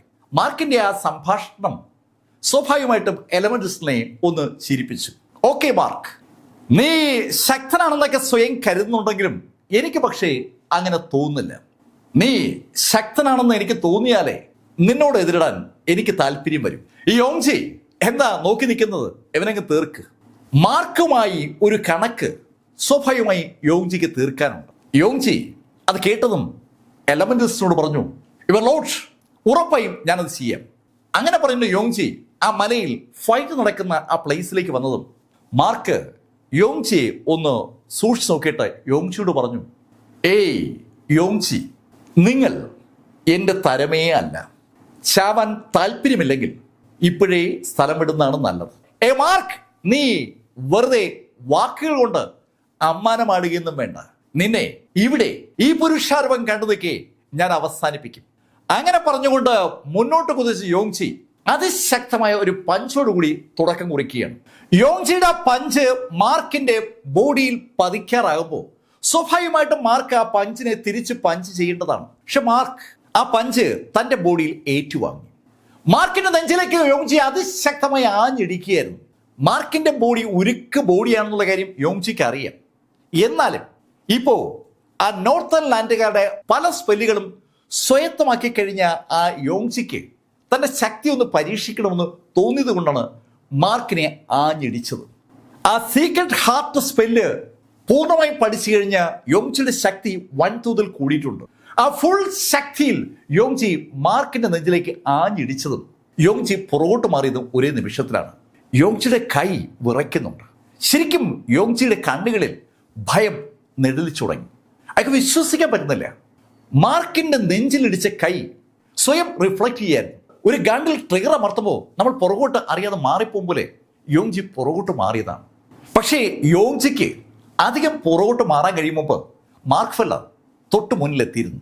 ഞെട്ടൽ കൊണ്ടൊന്ന് പുറകോട്ട് മാറി യോങ്ജിക്ക് ശരിക്കും ബോധം വരുമ്പോൾ അയാളുടെ കണ്ണിന് തൊട്ടു മുമ്പിൽ മാർക്ക് ഫെല്ലർ നിൽക്കുന്നതും മാർക്കിന്റെ കൈ അയാളുടെ പുറത്ത് പതിയുന്നതും തടുക്കാൻ പറ്റാത്ത ഒരു വേഗത്തിലാണ് സംഭവിച്ചത്. മാർക്കിന്റെ ഇടിയേറ്റ് യോങ്ജി ഒരു പന്ത് പോലെ ആ മലയിൽ നിന്ന് ഒത്തിരി ദൂരേക്ക് പറന്നു. ആ മലയിൽ പല ഭാഗത്തും മരങ്ങളൊക്കെ ഉണ്ട്. ആ മരങ്ങളെ കണക്ട് ചെയ്തുകൊണ്ട് ശരിക്കും അദൃശ്യമായ ഒരു വലയം അവിടെ പ്രൊട്ടക്ഷനായിട്ട് സെക്ഷൻ മാസ്റ്ററും അവിടെയുള്ള ആളുകൾ ചെയ്ത് സൃഷ്ടിച്ചതുകൊണ്ട് യോങ്ജി ദൂരേക്ക് വീണില്ലെന്ന് മാത്രം. മരത്തിലിടിച്ച് അയാൾ താഴേക്ക് വീണു. യോങ്ജിക്ക് ശരിക്കും താഴേക്ക് വീഴുമ്പോൾ വിശ്വസിക്കാൻ പറ്റുന്നില്ല. മാർക്കിന്റെ കൈ അയാളുടെ പുറത്ത് പതിച്ച നിമിഷത്തിൽ താൻ മരിക്കാൻ പോകുന്ന ഒരു ഫീല് യോങ്ജിക്ക് അനുഭവപ്പെട്ടിരുന്നു. അയാളുടെ ബോഡിയിലെ എല്ലുകൾ ഒന്നടങ്കം നുറുങ്ങിയതുപോലെയാണ് യോങ്ജിക്ക് തോന്നിയത്. താഴേക്ക് തെറിച്ചു വീണ യോങ്ജിയെ കണ്ട എലമെന്റലിസ്റ്റ് ഉറക്കെ പറഞ്ഞു, ഛേ യോങ്ജി, താൻ ഇത്രയേ ഉള്ളൂ. അത് കേട്ട യോങ്ജി ഒന്ന് ചെടിയായി. അയാൾക്ക് ഒരു ഭയം ഉള്ളിലുണ്ട്. പക്ഷേ ഇത്രയും ആളുകൾ കണ്ടുകൊണ്ട് നിൽക്കേ അയാളെങ്ങനെ തോൽവി സമ്മതിക്കുക? ഈ സദേൺ മേഖലയിൽ സകലരും അറിയുന്ന 4 or 5 ആളുകളിൽ ഒരാളാണല്ലോ യോങ്ജി. ആ യോങ്ജി അതിശക്തനായിരിക്കുമ്പോൾ മാർക്ക് ഫെല്ലർ ഒന്നും ചിത്രത്തിലേ ഇല്ല. ആ മാർക്കിനോടാണ് അയാളിപ്പോ ഏറ്റുമുട്ടുന്നതും തെറിക്കുന്നതും. ഇതങ്ങനെ അനുവദിക്കാൻ പറ്റില്ലല്ലോ. യോങ്ജി പെട്ടെന്ന് അയാളുടെ ആ മാസ്മരികമായ മാന്ത്രിക സ്പെല്ല് ആക്ടിവേറ്റ് ചെയ്തു. രണ്ട് കൈ ഒരുമിച്ച് വെക്കുമ്പോൾ മൂന്ന് കൈ ജനറേറ്റ് ചെയ്യപ്പെടുന്ന ആ ട്രിപ്പിൾ പാം ടെക്നിക് അത് ആക്ടിവേറ്റ് ചെയ്ത അയാൾ അതൊന്ന് പ്രസ് ചെയ്തതും മാർക്കിന്റെ മുന്നിലേക്ക് അതിശക്തമായ മൂന്ന് കൈ അങ്ങനെ പടർന്നു വരികയാണ്. ശക്തമായ പ്രഷർ ആ കൈകൾക്ക് സൃഷ്ടിക്കാൻ പറ്റും. ആ കൈ മാർക്കിന്റെ അടുത്തേക്ക് വന്നത് മാത്രമേ യോങ്ജി കണ്ടുള്ളൂ. പക്ഷെ അടുത്ത നിമിഷത്തിൽ ആ കൈ കണ്ടുപിടിക്കാനാകാത്ത ശൈലിയിൽ ചെറു തരികളായി ചിതറി മാറി. ഒരു പ്രകാശം ഇങ്ങനെ ചിതറുന്നതാണ് ആളിൽ കണ്ടത്. ആ കൈ ശരിക്കും അങ്ങോട്ട് ഫോം ആകുന്നതിന് മുന്നേ മാർക്ക് ഇടിച്ച് തെറിപ്പിക്കുകയായിരുന്നു. മാർക്ക് യോങ്ജിയോട് പറഞ്ഞു, ഹേയ് യോങ്ജി, നിങ്ങൾ എന്റെ തരമല്ല. ഞാൻ നിങ്ങളെ പഞ്ച് ചെയ്തപ്പോൾ ശക്തി കുറച്ചതാണ്. ഇല്ലെങ്കിൽ ഈ ശൈലിയിൽ നിങ്ങളിപ്പോ അവിടെ നിൽക്കില്ലായിരുന്നു. മാർക്ക് ഫെല്ലറുടെ കഴിവിന്റെ 30% താഴെ മാത്രമാണ് യഥാർത്ഥത്തിൽ യോങ്ജിയെ പഞ്ച് ചെയ്യുമ്പോൾ ഉപയോഗിച്ചത്. മറിച്ചായിരുന്നുവെങ്കിൽ ഇപ്പോ യോങ്ജി ഒരു ഓർമ്മ മാത്രമായനെ. ആ ചിന്ത പോലും യോങ്ജിയിൽ ഒരു ഭയമുണ്ടാക്കി. പക്ഷെ പെട്ടെന്ന് ആ എലമെന്റലിസ്റ്റ് പറഞ്ഞു, ചവർ. അങ്ങനെ പറഞ്ഞുകൊണ്ട് എലമെന്റലിസ്റ്റ് ആ ഇരിക്കുന്ന സ്ഥലത്തുനിന്ന് ചാടി മുന്നോട്ട് നിന്നു. മാർക്ക് തിരിഞ്ഞ് എലമെന്റലിസ്റ്റോട് പറഞ്ഞു, ഏയ്, നിന്നെ ഇവിടേക്ക് ഞാൻ വിളിച്ചു വരുത്തിയത് ഒരു വിചാരണ നടത്തി നിന്നെ അവസാനിപ്പിക്കാനാണ്. നീ ഇന്ന് ഇവിടെ നിന്ന് ജീവനോടെ പുറത്തു പോകില്ല. എലമെന്റലിസ്റ്റിന്റെ മുഖത്ത് നോക്കിക്കൊണ്ട് മാർക്ക് ഫെല്ലർ അങ്ങനെ പറയുമ്പോൾ സതേൺ മേഖലയുടെ ആളുകൾക്ക് അതുണ്ടാക്കിയ ആവേശം പറഞ്ഞറിയിക്കാൻ പറ്റില്ല. ഒരു വലിയ ആരവമാണ് തൽഫലമായി ഉണ്ടായത്. വെല്ലി ഉറക്കെ രണ്ട് കൈയും ചുരുട്ടി ആ എലമെന്റലിസ്റ്റോട് പറഞ്ഞു, എന്റെ ശിഷ്യനാണ്, എന്റെ ശിഷ്യൻ. ശരിക്കും ആ സമയത്ത് മാർക്ക് ഫെല്ലർ അയാളുടെ ശിഷ്യനാണെന്നുള്ള കാര്യം ലോകം മുഴുവൻ അറിയിക്കണമല്ലോ. വെല്ലിയുടെ മുഖത്ത് അഭിമാനം അതിന്റെ എല്ലാ അർത്ഥത്തിലും അങ്ങനെ തിളച്ചു നിൽക്കുകയാണ്. വെല്ലിയെ ഒന്ന് നോക്കിയിട്ട് എലമെന്റലിസ്റ്റ് മാർക്കിനോട് പറഞ്ഞു, മാർക്ക്, വാചകത്തിലൂടെ വിജയിക്കാൻ ഞാൻ നീയല്ല. അങ്ങനെ പറഞ്ഞ അയാൾ കൈയൊന്ന് ഉയർത്തിയതും ഒരു കറുത്ത പുകപടലം അവിടെ സൃഷ്ടിക്കപ്പെട്ടു. ആ കറുത്ത പുകപടലത്തിന് ഒരു വല്ലാത്ത ഡെപ്ത് ഉണ്ട്. സാധാരണഗതിയിൽ നോർത്തേൺ ലാൻഡിലെ ആളുകൾ സൃഷ്ടിക്കുന്ന കറുത്ത പുകയും ഈ പുകയും തമ്മിൽ ലേശം വ്യത്യാസമുണ്ട്. ഇതിന് പല ലെയറുകളുണ്ട്. മാർക്ക് ഫെല്ലറുടെ നേരെ ആ കറുത്ത പുക അങ്ങനെ വരുമ്പോൾ ഒരു ലെയറായി ഇങ്ങനെ ഇടിച്ചിടിച്ച് വരികയാണ്. അതങ്ങനെ ഇടിക്കുന്നതനുസരിച്ച് മുന്നിൽ അത് ചെലുത്തുന്ന ആ ശക്തിയും പ്രഷറും കൂടുകയാണ്. മാർക്കിനെ ആ പുകപടലം കൊണ്ട് അവസാനിപ്പിച്ച് കളയാമെന്നൊരു തോന്നൽ എലമെന്റലിസ്റ്റിന് ഉണ്ടെന്ന് അത് കാണുന്ന ഏവർക്കും തോന്നും. പെട്ടെന്ന് കറുത്ത പുക മാർക്കിന് നേരെ പാഞ്ഞു വരുമ്പോൾ സകല മേഖലയിലുള്ള ആളുകൾ അമ്പരപ്പോടെ മാർക്കിനെ നോക്കുന്ന സമയത്ത് മാർക്കിന്റെ ആ കൈ ഒന്ന് തിളങ്ങി. സുവർണ നിറത്തിൽ, ആ സുവർണ നിറത്തിൽ തിളങ്ങിയ കൈ ഒന്ന് മുന്നോട്ട് നീങ്ങിയതും ആ കറുത്ത പുക ആ നിമിഷം അപ്രത്യക്ഷമായി. വളരെ കൂളായിട്ടാണ് മാർക്ക് ഫെല്ലർ ആ കറുത്ത പുകയെ ഇടിച്ച് തെറിപ്പിച്ചത്. മാർക്കിന്റെ ആ ഇടി ഒന്നാമത്തെ ലെയറിൽ പതിക്കുന്നതും ആ ഇടിയുടെ ആഘാതത്തിൽ അതിന്റെ പുറകുള്ള ലെയറുകളിലേക്ക് ആ ഇടി അങ്ങ് ഇടിച്ച് കയറുകയാണ്. അനവധി ലെയറുകളാണ് യഥാർത്ഥത്തിൽ ആ എലമെന്റലിസ്റ്റ് സൃഷ്ടിച്ചത്. ആ എല്ലാ ലെയറുകളും ടക് ടക് ടക് ടക് എന്ന് പൊട്ടിച്ചിതറി അവിടെ വീണ്ടും ആ അന്തരീക്ഷം തെളിഞ്ഞപ്പോൾ എലമെന്റലിസ്റ്റിന്റെ മുഖത്ത് ഒരു പുഞ്ചിരി. മാർക്ക്, കൊള്ളാലോ, നല്ല പവർഫുൾ ആണല്ലോ നിന്റെ പഞ്ച്. മാർക്ക്, ഞാൻ നിന്റെ ബോഡി ഒന്ന് ടെസ്റ്റ് ചെയ്യാം. അങ്ങനെ പറഞ്ഞു എന്ന് മാത്രമല്ല, എലമെന്റലിസ്റ്റ് മുന്നോട്ട് ഓടി വന്ന് ഒരൊറ്റ പഞ്ച്. മാർക്കിന്റെ ബോഡിക്ക് നേരെ അയാൾ പഞ്ച് ചെയ്തതും മാർക്കും അയാളെ തിരിച്ചു പഞ്ച് ചെയ്തു. രണ്ട് കൈയും അന്തരീക്ഷത്തിൽ അങ്ങനെ കൂട്ടിമുട്ടിയതും ആ കൈകൾ കൂട്ടിമുട്ടിയ ഭാഗത്ത് ശരിക്കും ഒരു തീ ജ്വാല തന്നെ ഉണ്ടായി. ആദ്യം ഒരു സ്ഫുരണവും തുടർന്ന് ഒരു തീയും ഉണ്ടാവുകയാണ്. അതിന്റെ കൂടെ പുകയും ഉണ്ട്. എന്തോ രണ്ട് വലിയ വസ്തുക്കൾ തമ്മിൽ കൂട്ടിമുട്ടുമ്പോൾ തീയും പുകയും ഉണ്ടാകുന്ന അതേ ശൈലിയിൽ ആ രണ്ട് കൈകൾ കൂട്ടിമുട്ടിയപ്പോൾ അവിടെ അങ്ങനെ പുകയും തീയൊക്കെ ഉണ്ടായിരിക്കുകയാണ്. ഒരു തരംഗം സ്വാഭാവികമായിട്ടും അവിടെ നിന്ന് ചുറ്റും വ്യാപിച്ചു. ശക്തമായ തരംഗം അവിടെയുള്ള ആളുകളെ എടുത്തു മറിക്കും തോന്നിയതും ഷൂമേക്കറും അതുപോലെ ആ സന്യാസിയും ഒരു ഭാഗത്തും മറുഭാഗത്ത് സാക്ഷാൽ സെക്ഷൻ മാസ്റ്ററും അവരുടെ കൈകൾ അനക്കിയതും ആ തരംഗത്തിന്റെ ശക്തിയിൽ നിന്ന് ആളുകളെ ഒന്ന് സംരക്ഷിക്കാൻ അവർക്ക് പറ്റി. എന്നിട്ടും പലരും താഴെ വീണു. പക്ഷേ ഈ നിമിഷത്തിലും സകലരുടെയും കണ്ണുകൾ ആ പോയിന്റിലേക്കാണ്. ആ പോയിന്റിൽ നിന്ന് അവരുടെ കണ്ണുകൾ പിന്മാറാതിരിക്കാൻ അവരെല്ലാവരും ബലമായി അങ്ങോട്ട് നോക്കുകയാണ്. മുകളിലുള്ള എല്ലാ ആളുകളും മാർഷൽ ആർട്ടിസ്റ്റുകളാണ്. അതുകൊണ്ട് തന്നെ അവരൊക്കെ പവർഫുൾ ആണ് താനും. സകലരും ആ പോയിന്റിലേക്ക് നോക്കുമ്പോൾ രണ്ട് കൈകളും അങ്ങനെ ചേർന്ന് നിൽക്കുകയാണ്. ഒരാളും ഒരു ഇഞ്ച് പോലും മാറിയിട്ടില്ല. മാർക്കിന്റെ മുഖത്ത് നോക്കിക്കൊണ്ട് എലമെന്റലിസ്റ്റ് പറഞ്ഞു, മാർക്ക്, ഞാൻ വിചാരിച്ചതിനേക്കാളും ശക്തനാണ് നീ. അങ്ങനെ പറയുമ്പോഴും എലമെന്റലിസ്റ്റിന്റെ മുഖത്ത് ഒരു പുഞ്ചിരിയുണ്ട്. ഇതൊക്കെ ഒരു തമാശയായിട്ട് മാത്രമേ അയാൾ കാണുന്നുള്ളൂ എന്ന് അയാളുടെ ആ മുഖഭാവം വിളിച്ചു പറയുകയാണ്. സെക്ഷൻ മാസ്റ്ററുടെ മുഖത്തും ശരിക്കൊരു പുഞ്ചിരിയുണ്ട്. രണ്ട് ജൂനിയേഴ്സ് തമ്മിൽ ഏറ്റുമുട്ടുമ്പോൾ സീനിയറായ മാസ്റ്ററായ ആളുടെ മുഖത്തുണ്ടാകുന്ന ഒരു പുഞ്ചിരി ഉണ്ടല്ലോ, ആ പുഞ്ചിരി നമുക്കിപ്പോൾ ആ സെക്ഷൻ മാസ്റ്ററുടെ മുഖത്തുനിന്ന് വായിച്ചെടുക്കാം. എല്ലാവരും ആ പോയിന്റിലേക്ക് തന്നെ നോക്കി നിൽക്കുന്നതും രണ്ടുപേരും പിന്മാറി. മാർക്ക്, ഞാൻ നിന്റെ ബോഡി ഒരിക്കൽ കൂടി പരീക്ഷിക്കാൻ പോവുകയാണ്. അങ്ങനെ പറഞ്ഞുകൊണ്ട് ഒന്ന് കറങ്ങി കണ്ണൻ ചിക്കുന്ന വേഗതയിൽ എലമെന്റലിസ്റ്റ് മാർക്കിന്റെ ബോഡിയിലേക്ക് ആഞ്ഞിടിച്ചു. ഇപ്പോ മാർക്ക് തടുക്കാനൊന്നും പോയില്ല. മാർക്ക് തിരിച്ച് എലമെന്റലിസ്റ്റ് ബോഡിയിലേക്ക് ഇടിച്ചു. രണ്ടുപേരുടെ ബോഡിയിലും കൈ പതിഞ്ഞു. ആ കൈ പതിഞ്ഞതും രണ്ടുപേരും പുറകോട്ട് മാറി വീണ്ടും ഇടിക്കുകയാണ്. രണ്ടുപേരും അവരുടെ ബോഡിയിലേക്കുന്ന ഇടിയെക്കുറിച്ച് ബോധയുടെ അല്ല, രണ്ടുപേരുടെ കൈ എതിരാളിയെ മാത്രം ലക്ഷ്യമാക്കുകയാണ്. രണ്ടുപേരുടെയും രണ്ട് കൈകളും തലങ്ങും വിലങ്ങും പായുകയാണ്. ശരിക്കും അതൊരു വല്ലാത്തൊരു രംഗമാണ്. ആരുടെ കൈ എങ്ങോട്ട് എന്നൊന്നും ആർക്കും ഒരു പിടിയില്ല. കൈകൾ ഇങ്ങനെ പറപറാ മൂവ് ചെയ്യുന്ന മാത്രമേ കാണുന്നുള്ളൂ. നേർക്കുനേരെ ഇടിക്കുന്നിടയിൽ അങ്ങോട്ടും ഇങ്ങോട്ടും മാറുന്നു. അതുകൊണ്ട് തന്നെ ശരിക്കും പൊടി അവിടെ പറക്കുകയാണ്. ആ പൊടി പടലത്തിനിടയിൽ രണ്ട് കൂറ്റൻ മനുഷ്യർ ആ മലയുടെ മുകളിൽ നിന്ന് പരസ്പരം മല്ലടിക്കുമ്പോൾ അതൊരു വല്ലാത്ത കാഴ്ചയാണ്. ആ ഇടികൾക്കിടയിൽ ശബ്ദമുണ്ടാകുന്നുണ്ട്, തീ ഉണ്ടാകുന്നുണ്ട്, തരംഗങ്ങൾ ഉണ്ടാകുന്നുണ്ട്, തീപ്പുരകൾ ചിതറുന്നുണ്ട്, പൊടി ഉണ്ടാകുന്നുണ്ട്. ആകെപ്പാടെ ആ രംഗത്ത് സംഭവിക്കുന്ന കാര്യങ്ങളൊക്കെ അതുപോലെ ഒപ്പിയെടുക്കാനായി ആളുകൾ അവിടെ കണ്ണുകൾ അവിടെ തറപ്പിച്ച് പിടിച്ചിരിക്കുകയാണ്. എന്തെങ്കിലും മിസ്സായി പോയാൽ ജീവിതത്തിൽ ഏറ്റവും നല്ല കാഴ്ച നഷ്ടമാകുന്ന ഒരു ഫീൽ അവർക്കൊക്കെ ഉണ്ട്. സകലരും അങ്ങനെ നിൽക്കുമ്പോൾ ശരിക്കും അവിടെ ഒരു ഫൈറ്റിന്റെ തീവ്ര താണ്ഡവം നടക്കുകയാണ്. ഏകദേശം ഒരു 10-20 മിനിറ്റ് രണ്ടുപേരും കൂടി ആ മലയുടെ മുകളിൽ ഒരു താണ്ഡവ നൃത്തം തന്നെ നടത്തിയെന്ന് പറയാം. അവസാനം രണ്ടുപേരും രണ്ട് ദിക്കിലേക്ക് മാറി. എലമെന്റലിസ്റ്റിന്റെ മുഖത്ത് ഇപ്പോഴും ആ പുഞ്ചിരിയുണ്ട്. അയാൾ പുഞ്ചിരിച്ചുകൊണ്ട് മാർക്കിനോട് പറഞ്ഞു, മാർക്ക്, ശരിക്കും നീ അതിശക്തൻ തന്നെയാണ്. നിന്റെ ഈ ഫിസിക്കൽ ബോഡി എന്നെ വല്ലാതെ അമ്പരപ്പിക്കുന്നുണ്ട്. മാർക്കിനെ അഭിനന്ദിക്കാൻ ഒരു പിശയ്ക്കും ആ എലമെന്റലിസ്റ്റ് കാണിക്കുന്നില്ല. മാർക്ക് എലമെന്റലിസ്റ്റിനോട് പറഞ്ഞു, നീ ചെയ്തു കൂട്ടിയ ഒരുപാട് കാര്യങ്ങൾക്ക് നീ തന്നെ മറുപടി പറയേണ്ടി വരും. അങ്ങനെ മാർക്ക് പറഞ്ഞതും എലമെന്റലിസ്റ്റ് മാർക്കിനോട് പറഞ്ഞു, മാർക്ക്, ഇനി നമുക്ക് കുറച്ചുകൂടി നന്നായി ഒന്ന് ഫൈറ്റ് ചെയ്യാം. അങ്ങനെ പറഞ്ഞ അയാൾ പെട്ടെന്ന് കയ്യൊന്നുയർത്തിയതും ഒരു കറുത്ത താമര അവിടെ പ്രത്യക്ഷപ്പെട്ടു. അയാളുടെ മുന്നിൽ പ്രത്യക്ഷപ്പെട്ട താമര അതിവേഗം മുന്നോട്ട് നീങ്ങി മാർക്കിന്റെ തലയ്ക്ക് മുകളിലേക്ക് വരികയാണ്. നോർത്തേൺ ലാൻഡുകാരുമായി ഫൈറ്റ് ചെയ്ത് തുടങ്ങിയ നിമിഷം മുതൽ മാർക്ക് കാണുന്ന ഒരു കലാപരിപാടിയാണ് ഈ കറുത്ത താമര വെച്ചുള്ള കലാപരിപാടി.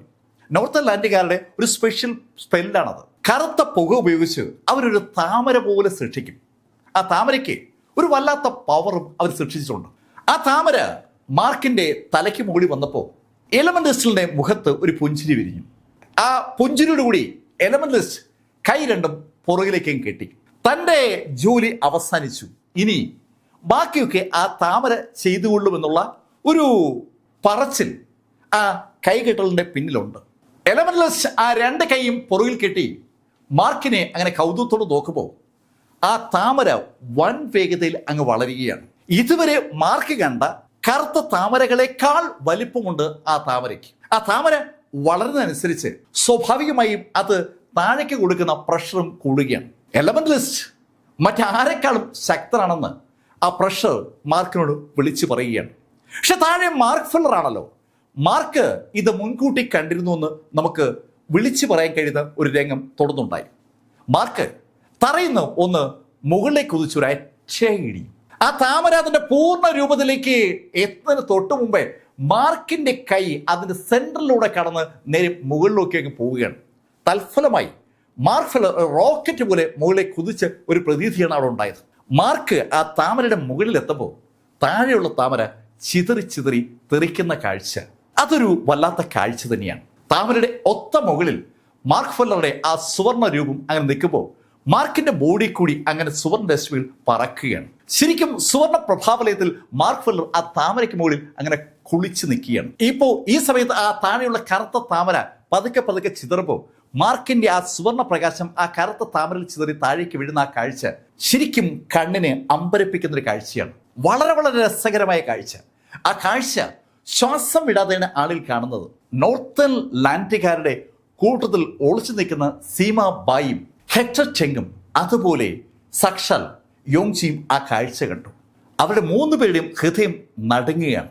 മാർക്ക് ഫെല്ലറെ അവർക്കറിയാം. ആ മാർക്ക് ഫെല്ലറെ ഇല്ലാതാക്കാൻ അവർക്ക് ഓരോരുത്തർക്കും സമയം കിട്ടിയിരുന്നു. അന്ന് അവര് മാർക്കിനെ കാര്യമായി കണ്ടിരുന്നില്ല. ഹെക്ടർ ഹെവൻലി ക്ലൗഡ് സെക്ഷന്റെ മുന്നിൽ നിന്ന് മാർക്കിനെ രക്ഷിച്ച വ്യക്തിയാണ്. യോങ്ജിയും അതുപോലെയാണ്. സീമാബായി സീരിയസ് ആയി മാർക്കിനെ എടുത്തിരുന്നുവെങ്കിൽ മാർക്ക് ആ മൈറ്റി ലെവലിലേക്ക് ബ്രേക്ക് ചെയ്തതിന് മുന്നേ സീമാബായിക്ക് മാർക്കിനെ കൊല്ലാൻ പറ്റിയനെ. അന്ന് അയാൾ വെയിറ്റ് ചെയ്തതാണ് അബദ്ധമായെന്ന് തോന്നൽ അയാൾക്കുണ്ട്. ഹെക്ടർക്കും യോങ്ജിക്കൊക്കെ അതേ തോന്നലുണ്ട്. പക്ഷേ ഈ നിമിഷത്തിൽ എലമെന്റലിസ്റ്റ് ഒന്ന് പുഞ്ചിരിച്ചു. ഹേ മാർക്ക്, കൊള്ളാം, ഞാൻ നിന്നെ അണ്ടർ എസ്റ്റിമേറ്റ് ചെയ്തു എന്നൊരു സംശയം. എന്തായാലും എനിക്കിഷ്ടമായി. ഈ സമയത്ത് വല്ലാത്തൊരു കൗതുകം നമ്മുടെ സെക്ഷൻ മാസ്റ്റർ കണ്ണുകളിലുണ്ട്. മാർക്കിന്റെ അതിശക്തമായ ആ സ്പെൽ ബ്രേക്കിംഗ് അതിമനോഹരമായൊരു പുഞ്ചിരിയാണ് സെക്ഷൻ മാസ്റ്ററുടെ മുഖത്ത് സൃഷ്ടിച്ചത്. സെക്ഷൻ മാസ്റ്റർ പുഞ്ചിരിയോടുകൂടി മാർക്കിനെയും എലമെന്റലിസ്റ്റിനെയും നോക്കുമ്പോൾ എലമെന്റലിസ്റ്റ് കൈ ഒന്ന് ഒരു വൃത്താകൃതിയിൽ അനക്കി. അയാൾ എന്തോ ഒരു സ്പെല്ല് ക്രിയേറ്റ് ചെയ്യാൻ പോവുകയാണെന്ന് ആ അനക്കം വീക്ഷിക്കുന്ന ആർക്കും മനസ്സിലാവും. അയാളുടെ കൈ അങ്ങനെ ഒന്ന് അനങ്ങിയതും അയാളുടെ തൊട്ടു പുറകിലായി ഒരു രൂപം പ്രത്യക്ഷപ്പെടുകയാണ്. ശരിക്കും ആദ്യം കുറച്ച് കറുത്ത പുകയുണ്ടായി, പതുക്കെ പതുക്കെ അതൊരു രൂപമായി മാറി. ആ രൂപം പെട്ടെന്നാണ് വളർന്ന് കൂറ്റൻ രൂപമായത്. ആ രൂപം അവിടെ പ്രത്യക്ഷപ്പെടുമ്പോൾ അതിന് ഒരു ആളിന്റെ എല്ലാ ഭാവങ്ങളുമുണ്ട്. ആ നിമിഷത്തിൽ മാർക്ക് ഒരു ശബ്ദം കേട്ടു. മാർക്ക്, അത് ഇമോർട്ടൽ സ്ലേയിങ് സെക്ഷനിലെ ഒരു പഴയ സെക്ഷൻ മാസ്റ്ററാണ്. അയാൾ അതിശക്തനാണ്. മാർക്ക്, ഇനി നീ നിൽക്കണ്ട, നീ ഇനി ഓടി രക്ഷപ്പെട്ടോ. ആ ശബ്ദത്തിന്റെ ഉടമ സാക്ഷാൽ സ്കൈ ബ്ലഡ് റെയിൻബോയാണ്. മാർക്കിന്റെ ഡിവൈൻ സെൻസിനോടാണ് സ്കൈ ബ്ലഡ് റെയിൻബോയുടെ ആ ഡിവൈൻ സെൻസ് സംസാരിച്ചത്. മാർക്ക് അവനോട് ചോദിച്ചു, ഏയ് ടോറസ്, അയാള് ശരിക്കും പവർഫുൾ ആണോ? മാർക്ക്, പവർഫുൾ ആണോന്നോ? അയാൾ ശരിക്കും പവർഫുൾ ആണ്. മാർക്ക്, ഞാൻ വീണ്ടും പറയുന്നു, ഇനി നീ നിൽക്കരുത്, ഓടി രക്ഷപ്പെട്ടോ. പണ്ടെങ്ങോ മരിച്ചുപോയ ഇമോർട്ടൽ സ്ലേയിങ് സെക്ഷനുമായി ബന്ധപ്പെട്ട ഒരു വ്യക്തിയുടെ രൂപത്തെ ആ പുകയുടെ രൂപത്തിൽ സാക്ഷാൽ എലമെന്റലിസ്റ്റ് വിളിച്ചു വരുത്തിയിരിക്കുകയാണ്. ആ ശക്തമായ രൂപത്തെ ഒന്ന് നോക്കിയ മാർക്ക് എലമെന്റലിസ്റ്റോട് ചോദിച്ചു, ഓഹോ, ഇമോർട്ടൽ സ്ലേയിങ് സെക്ഷന്റെ പഴയ സെക്ഷൻ മാസ്റ്ററെയൊക്കെ വിളിച്ചു വരുത്താനുള്ള കപ്പാസിറ്റിയൊക്കെ നിനക്കുണ്ടല്ലേ? ഇമോർട്ടൽ സ്ലേയിങ് സെക്ഷൻ എന്നും സെക്ഷൻ മാസ്റ്റർ എന്നൊക്കെ കേട്ടപ്പോ എലമെന്റലിസ്റ്റ് ശരിക്കും പാതറി. അയാൾ അമ്പരപ്പോടെ മാർക്കിനോട് ചോദിച്ചു, മാർക്ക്, നിനക്കിതെങ്ങനെ അറിയാം? അയാൾ രഹസ്യമായി സൂക്ഷിക്കുന്ന ഒരു കാര്യം ഇതാ മാർക്ക് വെല്ലർ പരസ്യമാക്കിയിരിക്കുകയാണ്. ഇമോർട്ടൽ സ്ലേയിങ് സെക്ഷന്റെ ബാക്കി പത്രമാണ് ഈ നോർത്തേൺ ലാൻഡ് എന്നുള്ള കാര്യം അവർ തികച്ചും രഹസ്യമാക്കി വെച്ചിരിക്കുന്നതാണ്. ആ രഹസ്യമാണ് ഇതാ മാർക്ക് പരസ്യമാക്കുന്നത്. മാർക്ക് ആ എലമെന്റലിസ്റ്റോട് പറഞ്ഞു, ഞാൻ എങ്ങനെ അറിഞ്ഞു എന്നതല്ല പ്രസക്തി, നിന്റെ ഈ രൂപത്തിന് എന്തെങ്കിലും ചെയ്യാൻ പറ്റുമോ എന്നുള്ളതാണ് ചോദ്യം. അതിന് ശരിക്കും രസകരമായ ഒരു മറുപടിയാണ് എലമെന്റലിസ്റ്റിന്റെ ഭാഗത്തുണ്ടായത്. മാർക്ക്, നീ ചോദ്യം ചോദിച്ചത് നന്നായി, കാരണം ഇനി നിനക്ക് ചോദ്യം ചോദിക്കാൻ അവസരമില്ല. അങ്ങനെ പറഞ്ഞ അയാൾ ശരിക്കും 2 സ്റ്റെപ്പ് പുറകോട്ട് മാറി. അയാൾ 2 സ്റ്റെപ്പ് പുറകോട്ട് മാറുമ്പോൾ അവിശ്വസനീയമായ ഒരു കാഴ്ചയാണ് നമ്മൾ കാണുന്നത്. അയാളുടെ പുറകിൽ സൃഷ്ടിക്കപ്പെട്ട ആ അയഥാർത്ഥ രൂപം യഥാർത്ഥ രൂപത്തെ പോലെ മുന്നോട്ട് നടക്കുകയാണ്. ഈ കാഴ്ച സെക്ഷൻ മാസ്റ്ററും കണ്ടു. സെക്ഷൻ മാസ്റ്റർക്കും ഒരു അമ്പരപ്പ്. സാധാരണ ഇങ്ങനെ സൃഷ്ടിക്കുന്ന ഫാന്റം രൂപങ്ങൾക്ക് ഒരു രീതിയുണ്ട്, അതല്ല ഇവിടെ കാണുന്നത്. ഇവിടെ നമ്മൾ കാണുന്നത് ശരിക്കും സാധാരണ മനുഷ്യരെ പോലെ കാലുകൾ തറയിൽ ചവിട്ടി കൈവീശി മുന്നോട്ട് നടക്കുന്ന രൂപത്തെയാണ്. അങ്ങനെ ഒരു മനുഷ്യൻ അവിടെ ഉണ്ടെന്ന് ആളുകളെ ധരിപ്പിക്കുന്ന ശൈലിയിൽ അയാൾ നടക്കുമ്പോൾ ആ മനുഷ്യനെ സൃഷ്ടിച്ച എലമെന്റലിസ്റ്റ് അയാൾ നേരത്തെ ഇരുന്ന ആ കല്ലിൽ വന്നിരിക്കുകയും ചെയ്തു. അയാളൊരു ഷോ കാണാൻ പോവുകയാണ്. അയാളുടെ ആ ഇരിപ്പ് കൂടി കാണുമ്പോൾ ആളുകൾക്ക് കുറെ കൂടി കാര്യങ്ങൾ വ്യക്തമാകുകയാണ്. എലമെന്റലിസ്റ്റ് സൃഷ്ടിച്ച ആ രൂപം യഥാർത്ഥത്തിലുള്ള രൂപമാണ്. ഇപ്പോ മാർക്ക് വീണ്ടും ആ ടോറസിന്റെ സൗണ്ട് കേട്ടു. മാർക്ക്, വേഗം രക്ഷപ്പെട്, വേഗം, ഇനി നിന്നാൽ അബദ്ധമാവും. സ്കൈ ബ്ലഡ് റെയിൻബോ അത് പറയുമ്പോഴും മാർക്കിന്റെ കണ്ണുകൾ ആ നടന്നു വരുന്ന രൂപത്തിലാണ്. ഒരു കൂറ്റൻ രൂപമാണ് നടന്നു വരുന്നത്.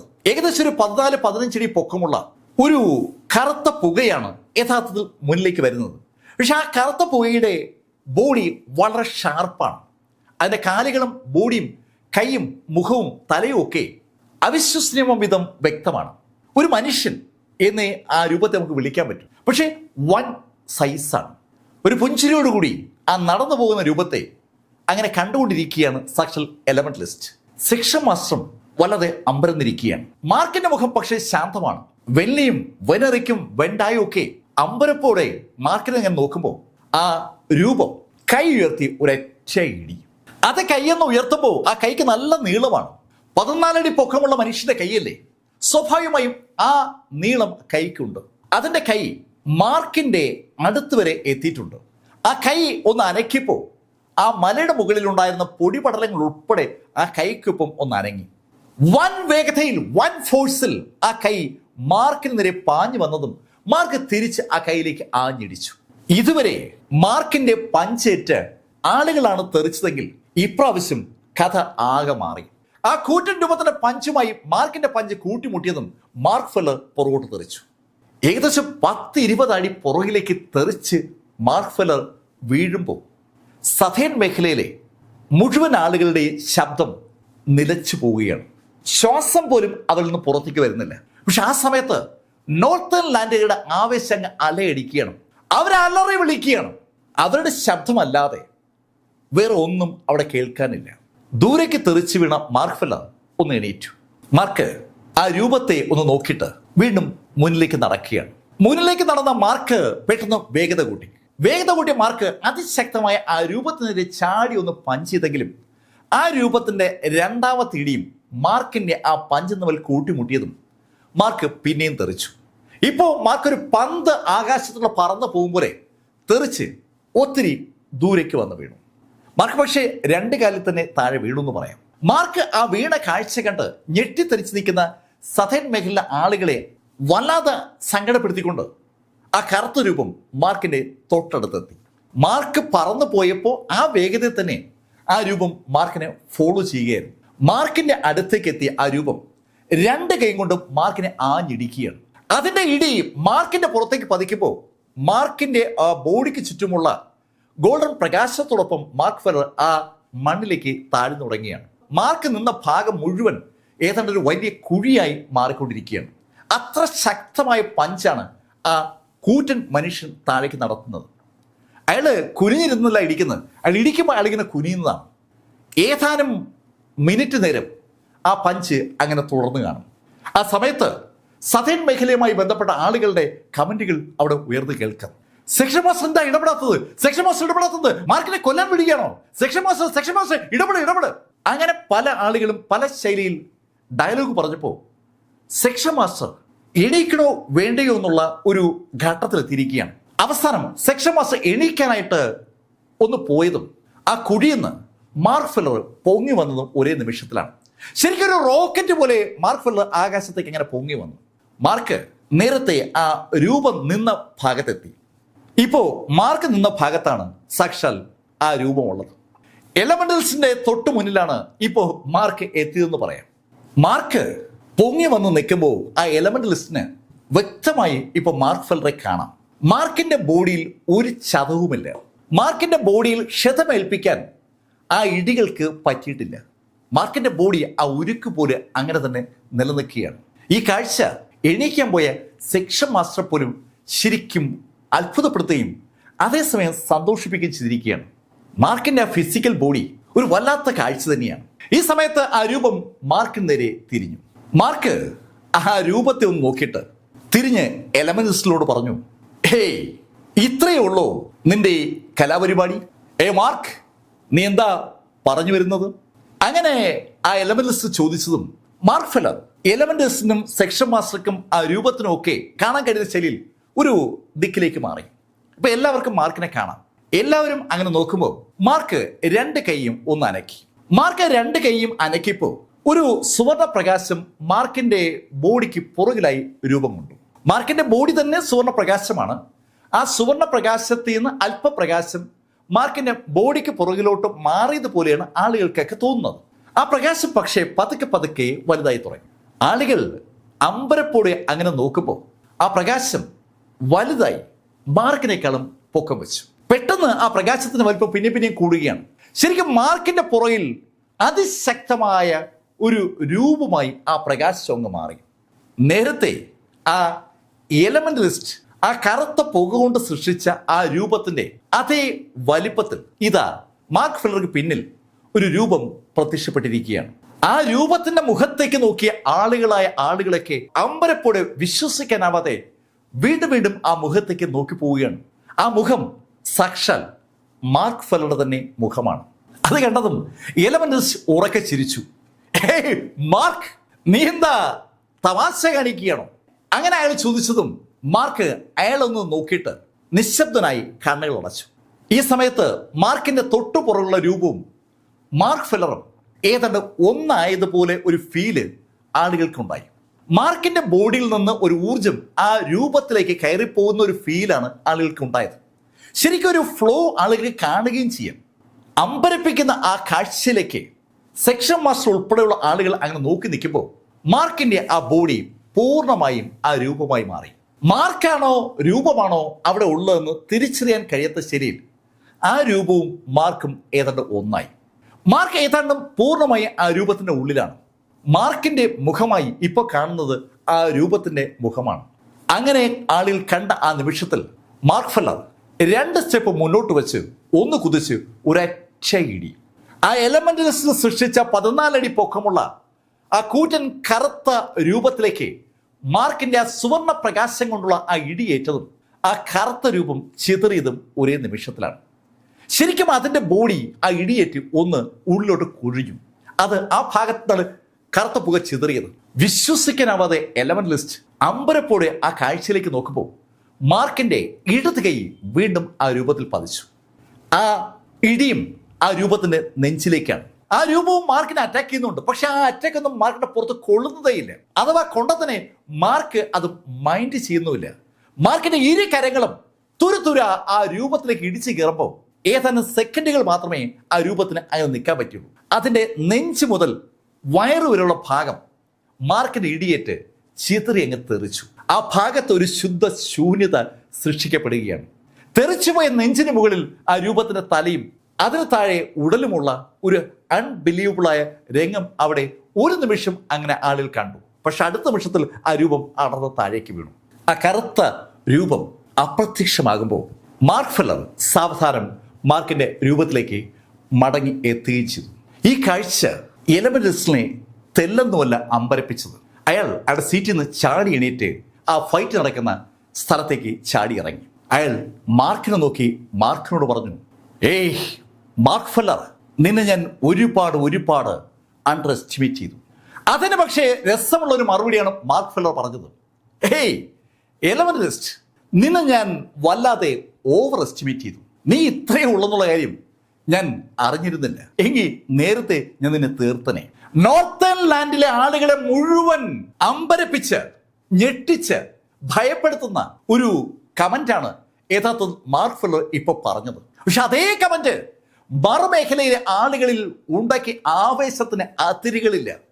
ആളുകൾ ഭയങ്കരമായ ഒരു ഫീലിലേക്ക് കടക്കുമ്പോൾ എലമെന്റലിസ്റ്റ് മാർക്കിനോട് പറഞ്ഞു, മാർക്ക്, നിന്നെ ഈ നിമിഷം ഞാൻ അവസാനിപ്പിക്കും. നീ ഇനി വളർന്നാൽ അത് എനിക്കൊരു ത്രെട്ടാവും. അതുവരെ നടന്ന ഫൈറ്റൊക്കെ ഒരു തമാശ മാത്രമായിരുന്നു എന്ന് ധ്വനിപ്പിക്കുന്ന ശൈലിയിൽ ആ എലമെന്റലിസ്റ്റ് പെട്ടെന്ന് അയാളുടെ ബോഡിയിൽ നിന്ന് വീണ്ടും ആ കറുത്ത രൂപത്തെ സൃഷ്ടിച്ചു. അയാളൊന്ന് കൈ അനക്കിയതും ആ കറുത്ത രൂപം വീണ്ടും ശക്തമായി അവിടെ പ്രത്യക്ഷപ്പെടുകയാണ്.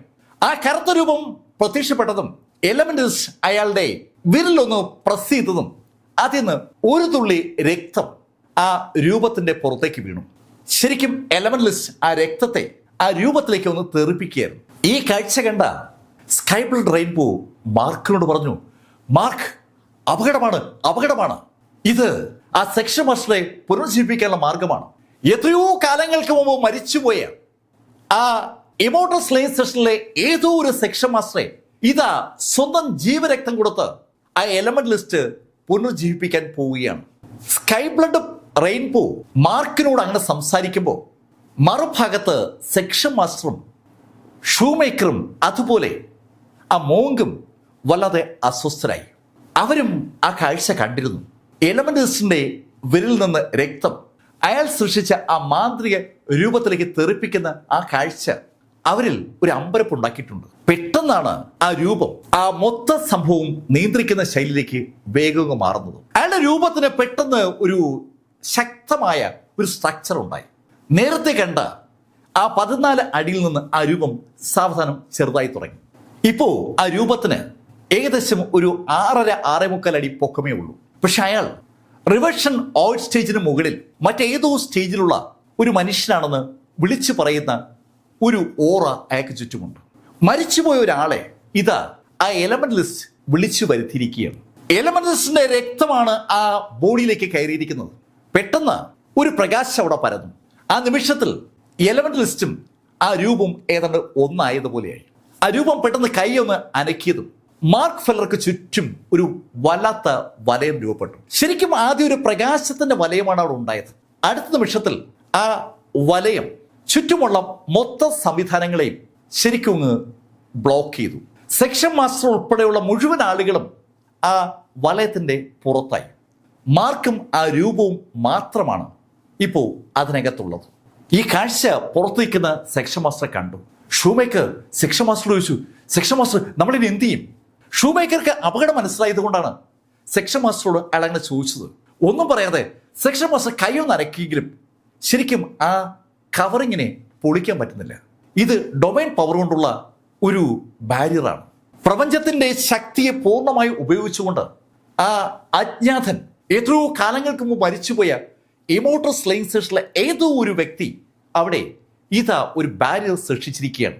ആ ബാരിയർ സൃഷ്ടിച്ചു കഴിഞ്ഞതുകൊണ്ട് അകത്ത് നടക്കുന്ന കാര്യം ആർക്കോട്ട് അറിയത്തില്ല. മാർക്ക് ഫെല്ലർ ശരിക്കും പെട്ടതുപോലെയായി. അയാളുടെ എല്ലാ സ്പെല്ലുകളും ഇനി നിശ്ചലമാകാൻ പോവുകയാണ്. മാർക്ക് പെട്ടെന്ന് തന്റെ കൈവശമുള്ള ഓരോ സാധനങ്ങളായി ഇങ്ങനെ ആലോചിച്ച് നോക്കി. മാർക്കിന്റെ കൈവശം ഇപ്പോ ആ അയൺ റോഡ് ഉണ്ട്. മാർക്ക് ഈ പരിപാടിക്ക് വേണ്ടി ആ ഹണ്ടിങ് ഓർഗനൈസേഷനിലേക്ക് പോയി ആ അയൺ റോഡ് അവിടെ നിന്ന് എടുത്തിട്ടുണ്ട്. ആ അയൺ റോഡ് എടുത്ത സമയത്ത് ജിൻസൺ മാർക്കിന് ഒരു ഗുളികയും കൊടുത്തിട്ടുണ്ട്. ആ ഗുളിക വേണ്ടി വന്നാൽ കഴിക്കണം എന്ന് മാർക്കിനോട് പറയുകയും ചെയ്തിട്ടുണ്ട്. നോർത്തേൺ ലാൻഡിലെ ആ ശക്തനെ നേരിടുമ്പോൾ ഒരു രക്ഷയുമില്ലാതെ വന്നാൽ മാത്രം കഴിക്കാനായിട്ടാണ് ജിൻസൺ ആ ഗുളിക മാർക്കിനെ ഏൽപ്പിച്ചിരിക്കുന്നത്. മാർക്കിന്റെ കയ്യിൽ ആ ഗുളിയുണ്ട്, ആ അയൺ റോഡ് ഉണ്ട്. പിന്നെ ഉള്ളത് ആ വെനറബിൾ ഫിഫ്ത്ത് മൗണ്ടൻ ആണ്. വെനറബിൾ ഫിഫ്ത്ത് മൗണ്ടൻ പെട്ടെന്ന് മാർക്ക് പുറത്തെടുത്തു. മാർക്കിന്റെ പുറത്ത് ശരിക്കും ശക്തമായ ഒരു പ്രഷർ വരുന്നത് കൊണ്ടാണ് മാർക്ക് ആ വെനറബിൾ ഫിഫ്ത്ത് മൗണ്ടൻ എടുത്തത്. മാർക്കിന്റെ പുറത്തേക്ക് ആ വ്യക്തി കൈയൊന്ന് അനക്കിയതും അതിശക്തമായ ഒരു പ്രഷർ മാർക്കിന്റെ പുറത്ത് അനുഭവപ്പെട്ടു തുടങ്ങി. മാർക്കിന്റെ പുറത്തേക്ക് അനുഭവപ്പെടുന്ന ആ പ്രഷറിനെ മാർക്ക് ആ വെനറബിൾ ഫിഫ്ത്ത് മൗണ്ടൻ വെച്ച് തടുക്കാൻ ശ്രമിക്കുകയാണ്. പക്ഷെ ഈ കാഴ്ച പുറത്തു നിൽക്കുന്ന ആർക്കും കാണത്തില്ല. സകല ആളുകളും അമ്പരപ്പോടെ ആ ബൗണ്ടറി തകർക്കാൻ ശ്രമിക്കുന്നുണ്ട്. പക്ഷേ ഒന്നും സംഭവിക്കുന്നില്ല. ശരിക്കും ഒരു എനർജി ബാരിയർ അവിടെ ഉണ്ടായിരിക്കുകയാണ്. ഊർജം കൊണ്ടുള്ള ഒരു മതില്. ആ മതിലിനെ തകർക്കാൻ അതിശക്തനായ സെക്ഷൻ മാസ്റ്റർക്ക് പോലും പറ്റുന്നില്ല. ഒരു ഭയം വെല്ലിക്കും വെൻഡായ്ക്കും വെന്നെറിക്കിനും മാർക്കിന്റെ ഈ ഫൈറ്റ് കാണാൻ വന്ന സാക്ഷാൽ ഹാൻസ് മില്ലർക്കും ഒക്കെ ഉണ്ട്. ഹാൻസിന്റെ സുഹൃത്തുക്കളെല്ലാം ഉണ്ട്. എല്ലാവരും വല്ലാതെ ഞെട്ടിയിരിക്കുകയാണ്. ഈ സമയത്ത് വെനറബിൾ ഫിഫ്ത്ത് മൗണ്ടന്റെ സപ്പോർട്ടോടുകൂടി തനിക്ക് നേരെ വന്ന ആ പ്രഷറിനെ തടുക്കാൻ മാർക്ക് കഴിവിന്റെ പരമാവധി ശ്രമിച്ചെങ്കിലും അവസാനം വെനറബിൾ ഫിഫ്ത്ത് മൗണ്ടൻ പരാജയപ്പെടും എന്ന ഘട്ടത്തിലെത്തി. മാർക്ക് താഴോട്ട് വീണു തുടങ്ങിയാണ്.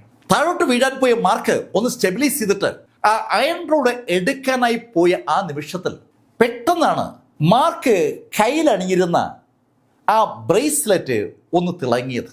ഷിയാവു മാർക്കിന് കൊടുത്ത ആ ബ്രേസ്ലെറ്റ് മാർക്ക് ഈ യുദ്ധവുമായി ബന്ധിപ്പിച്ചുകൊണ്ട് എടുത്ത് അണിഞ്ഞിരുന്നു. ആ ബ്രേസ്ലെറ്റ് ആണ് ഒന്ന് തിളങ്ങിയത്.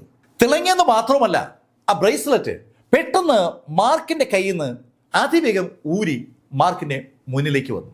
മാർക്കിന്റെ കയ്യിൽ നിന്ന് മാറി മുന്നിലേക്ക് വന്ന ആ ബ്രേസ്ലെറ്റ് സ്വയം ആക്ട് ചെയ്തു തുടങ്ങിയാണ്.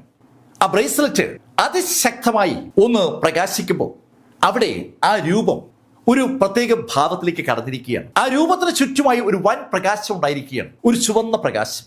ആ ചുവന്ന പ്രകാശം ഒരു സെൽഫ് ഡിസ്ട്രക്ഷൻ ആണ്. ആ പ്രകാശം ആ എനർജി ബാരിയറിനുള്ളിൽ പൊട്ടിത്തെറിക്കുമ്പോൾ ആ ബാരിയറിനകത്തുള്ള എല്ലാം അവസാനിക്കും. ആ പ്രകാശം സൃഷ്ടിക്കുന്ന ആ രൂപവും ആ ബാരിയറിനകത്തുള്ള മാർക്ക് ഫെല്ലറും വെറും ഓർമ്മകൾ മാത്രമായി മാറും. ആ ചുവന്ന പ്രകാശം അതിവേഗം വലുതായി വരുമ്പോഴാണ് മാർക്കിന്റെ കയ്യിൽ നിന്ന് പുറത്തേക്ക് ചടിയ ആ ബ്രേസ്ലെറ്റ് അതിശക്തമായ ഒരു പ്രകാശം അവിടെ സൃഷ്ടിച്ചത്. ശരിക്കും ആ ബ്രേസ്ലെറ്റ് പെട്ടെന്ന് മുന്നോട്ടൊന്ന് നീങ്ങി. ഇപ്പോ ബ്രേസ്ലെറ്റ് മാർക്കിനെ പൂർണ്ണമായി കവർ ചെയ്തുകൊണ്ട് അന്തരീക്ഷത്തിൽ അങ്ങ് നിൽക്കുകയാണ്. ആ ബ്രേസ്ലെറ്റ് അതിശക്തമായി ആ ചുവന്ന പ്രകാശത്തെ അങ്ങനെ ഒന്ന് ഫേസ് ചെയ്യുമ്പോൾ മാർക്ക് ശരിക്കും ഞെട്ടി നിൽക്കുകയാണ്. ആ ബ്രേസ്ലെറ്റ് ഈ ശൈലിയിൽ ഇടപെടുമെന്നുള്ള കാര്യം മാർക്കിന് അറിയത്തില്ലായിരുന്നു. പെട്ടെന്നാണ് ഒരു വൻ സ്ഫോടനം ഉണ്ടായത്. ആ ബ്രേസ്ലെറ്റിൽ നിന്ന് അതിശക്തമായ തരംഗങ്ങൾ ആ ചുവന്ന പ്രകാശത്തിന്റെ എല്ലാ മേഖലകളിലേക്കും പാഞ്ഞു കയറിയതും ആ ചുവന്ന പ്രകാശം പൊട്ടിത്തെറിക്കുന്നതിന് മുന്നേ ആ ചുവന്ന പ്രകാശവും ആ ചുവന്ന പ്രകാശത്തിന്റെ ഭാഗമായ ആ രൂപം കണ്ണഞ്ചിക്കുന്ന വേഗത്തിൽ ചെറു ചെറു തരികളായി പൊട്ടി. അകത്തുണ്ടായ ആ കൂറ്റൻ സ്ഫോടന ശബ്ദം പുറത്തേക്കുന്ന ആളുകൾക്ക് കേൾക്കാം. ആ സ്ഫോടന ശബ്ദത്തോടൊപ്പം ആകാശത്തേക്ക് ചുവപ്പും മഞ്ഞയും കലർന്ന പ്രകാശമൊക്കെ തെറിക്കുന്നതും ആളുകൾ കണ്ടു. എന്താണ് സംഭവിച്ചിരിക്കുന്നതെന്ന് ആർക്കൊരു പിടിയില്ല. കുറെ നേരത്തേക്ക് പൂർണ്ണ നിശബ്ദതയാണ്. അല്പസമയം കഴിഞ്ഞതും ആ എനർജി ബാരിയർ പൂർണ്ണമായി അപ്രത്യക്ഷമായി. ആ എനർജി ബാരിയർ അപ്രത്യക്ഷമാകുമ്പോൾ എല്ലാ ആളുകളുടെയും കണ്ണുകൾ ആ ഫൈറ്റ് നടന്ന പ്ലേസിലേക്കാണ്. എല്ലാവരും അങ്ങോട്ട് നോക്കുമ്പോൾ കീറിപ്പറഞ്ഞ ഡ്രസ്സുമായി സാക്ഷാൽ മാർക്ക് ഫെല്ലർ അങ്ങോട്ട് നടന്നു വരികയാണ്. ഈ സംഭവത്തിന് ഏതാനും സെക്കൻഡുകൾക്ക് മുമ്പ് മാർക്കിന്റെ മുന്നിൽ വീണ ആ ബ്രേസ്ലെറ്റ് മാർക്ക് എടുത്ത് ധരിച്ചിരുന്നു. മാർക്കിന് മുന്നിൽ ഉണ്ടായിരുന്ന ആ റിവേർഷൻ ഓയിഡ്സിന് മുകളിലുണ്ടായിരുന്ന ആ രൂപം ചെറു തരികളായി ചിതറി മാറിയിരുന്നു. ശരിക്കും ആ ബ്രേസ്ലെറ്റ് വല്ലാത്തൊരു രംഗമാണ് അവിടെ സൃഷ്ടിച്ചത്. മാർക്ക് ആ ബ്രേസ്ലെറ്റ് കയ്യിൽ അണിഞ്ഞിട്ട് ആ പൊട്ടിത്തകർന്ന് ആ എനർജി ബാരിയർ വഴി പുറത്തേക്ക് വരുമ്പോൾ സകല ആളുകളും മാർക്കിനടുത്തേക്ക് ഓടി വരികയാണ്. വിശ്വസിക്കാനാവാത്ത ഒരു കാഴ്ച കണ്ടതുപോലെ നിൽക്കുകയാണ്. അങ്ങ് ദൂരെ ഹെക്ടർ ടെങ്ങും യോങ്ജിയും അതുപോലെ സീമാബായി. അവർക്ക് ശ്വാസം നിലച്ചതുപോലെയാണ്. അതുപോലെ തന്നെയാണ് സാക്ഷാൽ നോർത്തേൺ ലാൻഡിലെ ആളുകളുടെയൊക്കെ അവസ്ഥ. ഇവിടെ സതേൺ ലാൻഡിലെ മുഴുവൻ ആളുകളും അമ്പരപ്പിൽ തന്നെയാണ്. എങ്കിലും എല്ലാവരും ആവശ്യത്തോടെ വിളിക്കുകയാണ്. സെക്ഷൻ മാസ്റ്റർ പെട്ടെന്ന് മാർക്കിനടുത്തേക്ക് എത്തി. Mark, are you okay? Section master, എനിക്ക് കുഴപ്പമൊന്നുമില്ല. അങ്ങനെ പറഞ്ഞ മാർക്ക് ഫെല്ലർ വെല്ലിയോട് പറഞ്ഞു, മാസ്റ്റർ എന്നെ വേഗം എടുത്ത് കൊണ്ടുപോകണം. അത് കേട്ടതും വെല്ലി മാർക്കിനെ എടുത്ത് ഷോൾഡറിലും കിടത്തി. മാർക്ക് ശരിക്കും ക്ഷീണിതനാണ്. നേരത്തെ നടന്ന ഫൈറ്റ് മാർക്കിന്റെ ശക്തി ഏതാണ്ട് പൂർണ്ണമായും കവർന്നെടുത്തു എന്ന് തന്നെ പറയാം.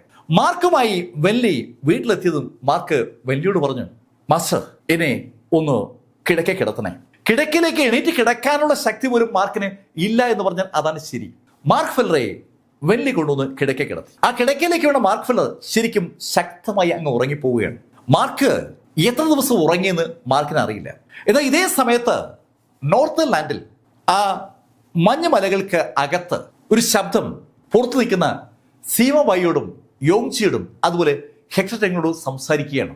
ആ മാർക്ക് തീർന്ന ആ ചോദ്യത്തിന് ഉത്തരം പറയാനാവാതെ സീമബായി നിശബ്ദനായി നിൽക്കുമ്പോൾ ഹെക്ടർ ടെങ് ആ ശബ്ദത്തോട് പറഞ്ഞു, യുവർ ലോർഡ്, മാർക്കിന് ഒന്നും സംഭവിച്ചില്ല. മാർക്കിന് ഒന്നും സംഭവിച്ചില്ലെന്നോ? അതെങ്ങനെ സംഭവിക്കും? ആ സ്പെല്ലിൽ നിന്ന് ഒരാൾക്കും രക്ഷപ്പെടാൻ പറ്റില്ലല്ലോ.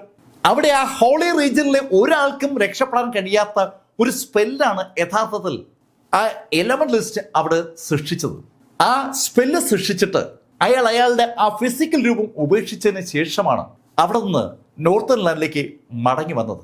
ആ സ്പെല്ലിനെ മാർക്ക് ഫെല്ലർ അതിജീവിച്ചു എന്ന് കേട്ടപ്പോൾ ആ എലമെന്റലിസ്റ്റിന് വല്ലാത്തൊരു അമ്പരപ്പ്. പെട്ടെന്ന് സീമബായി ആ എലമെന്റലിസ്റ്റിനോട് ചോദിച്ചു, യുവർ ലോർഡ്, ഇനി നമ്മൾ എന്ത് ചെയ്യും? സീമ, ഭയപ്പെടേണ്ട കാര്യമില്ല. പരമാവധി 2 മാസം. 2 മാസത്തിനുള്ളിൽ എൻ്റെ ഈ ബോഡി പൂർണ്ണ ശക്തി പ്രാപിക്കും. എൻ്റെ ബോഡി പൂർണ്ണ ശക്തി പ്രാപിച്ചു കഴിഞ്ഞാൽ പിന്നെ ഭയക്കേണ്ട കാര്യമില്ല.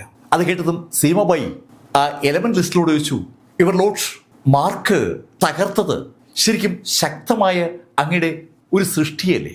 അത് റിവേഷൻ ഓയിഡ്സിനേക്കാൾ മുകളിലുള്ള സൃഷ്ടിയാണെന്നാണ് എനിക്ക് തോന്നുന്നത്. അത് കേട്ടതും ആ എലമെന്റലിസ്റ്റ് ഒരു നിമിഷം നിശബ്ദനായി. അയാൾ സീമാബായിയോട് പറഞ്ഞു, സീമ, നിന്റെ ഊഹം ശരിയാണ്. അതിശക്തമായ ഒരു സൃഷ്ടിയാണ് മാർക്ക് തകർത്തത്. അതെങ്ങനെയാണെന്നാ എനിക്ക് മനസ്സിലാകാത്തത്. അതിന് മറുപടി പറഞ്ഞത് ഹെക്ടർ ടെങ് ആണ്. യുവർ ലോർഡ്, മാർക്കിന്റെ കയ്യിൽ വളരെ വളരെ അമൂല്യങ്ങളായ പല ആയുധങ്ങളുമുണ്ട്. അതാണ് അവന്റെ ശക്തി. അപ്പോഴാണ് എലമെന്റലിസ്റ്റിന് കഥ മനസ്സിലായത്. മാർക്കിന്റെ കയ്യിലുള്ള ആയുധങ്ങൾ മാർക്കിനെ ശക്തമാക്കിയതാണ്. പക്ഷെ പെട്ടെന്നൊരു സംശയം തോന്നിയ എലമെന്റലിസ്റ്റ് ഹെക്ടർ ടെങ്ങിനോട് ചോദിച്ചു, ഹെക്ടർ, അത് നിനക്കെങ്ങനെ അറിയാം? യുവർ ലോർഡ്, ഞാനും മാർക്കും ഒരേ സ്ഥലത്തു നിന്ന് ഈ ഹെവൻലി റീജിയനിലേക്ക് വന്നത്. അവൻ എൻ്റെ ഒരു ശത്രുവാണ്. എനിക്കവനെ നന്നായി അറിയാം. അവൻ്റെ കയ്യിൽ നമ്മുടെ ആരുടെ കയ്യിലും ഇല്ലാത്ത പലതുമുണ്ട്. അത് കേട്ടതും ആ എലമെന്റലിസ്റ്റ് അവരോട് പറഞ്ഞു, ഓക്കെ, നമുക്ക് ഒരു ലക്ഷ്യമില്ലെങ്കിൽ അവസാനം ഇവിടുന്ന് വീണ്ടും തുടങ്ങാം. സതേൺ മേഖലയിൽ ഇനി കയറി അറ്റാക്ക് നടത്താൻ അവർക്ക് പറ്റില്ല. കാരണം അവിടെ മാർക്ക് ഫെല്ലർ ഉണ്ട്. മാർക്ക് ഫെല്ലർക്ക് റിവേഷൻ ഓയിഡ്സിന് മുകളിലുള്ള ഒരു സംഭവത്തെ പോലും അവസാനിപ്പിക്കാനുള്ള കപ്പാസിറ്റി ഉണ്ട് എന്ന് പറയുമ്പോൾ അതിന് ഒരുപാട് മാനങ്ങളുണ്ട്. ഇവിടെ ഈ സംഭാഷണം ഇങ്ങനെ നടക്കുമ്പോൾ മാർക്ക് ഫെല്ലർ നല്ല ഉറക്കത്തിലാണ്. മാർക്ക് ഉറക്കം എണീക്കുമ്പോൾ മാർക്ക് കാണുന്നത് മാർക്കിന്റെ കിടക്കയിൽ മാർക്കിനടുത്തിരിക്കുന്ന വെൻഡായാണ്. വെൻഡയെ കണ്ടതും മാർക്ക് ഞെട്ടിപ്പോയി. എടാ നീ എന്താ ചെയ്യുന്ന ഇവിടെ? മാർക്ക് പേടിക്കണ്ട, ഞാനൊന്നും ചെയ്തില്ല. മാർക്ക്, നിന്നെ കാണാൻ ഒരാള് വന്നിട്ടുണ്ട്, അത് പറയാൻ ഞാൻ വന്നത്. ആരാ? സെക്ഷൻ മാസ്റ്ററാണ്. സെക്ഷൻ മാസ്റ്റർ മാർക്കിനെ കാണാൻ വന്നു എന്ന് കേട്ടപ്പോൾ മാർക്കിന് ശരിക്കൊരു അതിശയം. മാർക്ക് അതിവേ റെഡിയാവുകയാണ്. ഈ സമയത്ത് പുറത്ത് ഒരു ടേബിളിനടുത്ത് വെൻലായും സെക്ഷൻ മാസ്റ്ററും മുഖാമുഖം ഇരിക്കുകയാണ്. വെൻല വളരെ വാചാലമായി സംസാരിക്കുകയാണ്. സെക്ഷൻ മാസ്റ്റർ, ഞാൻ ഈ നമ്മുടെ യുണീക്കുകളെയൊന്നും അത്ര കാര്യമായി കരുതിയിട്ടില്ല. അവരൊന്നും ഒന്നുമല്ല. യോങ്ചി, എന്ത് യോങ്ചി, അതൊന്നും ഒരു കാര്യമില്ല. മാർക്കിന്റെ ശിഷ്യനാണ്, അവനൊരു സംഭവമാണ്.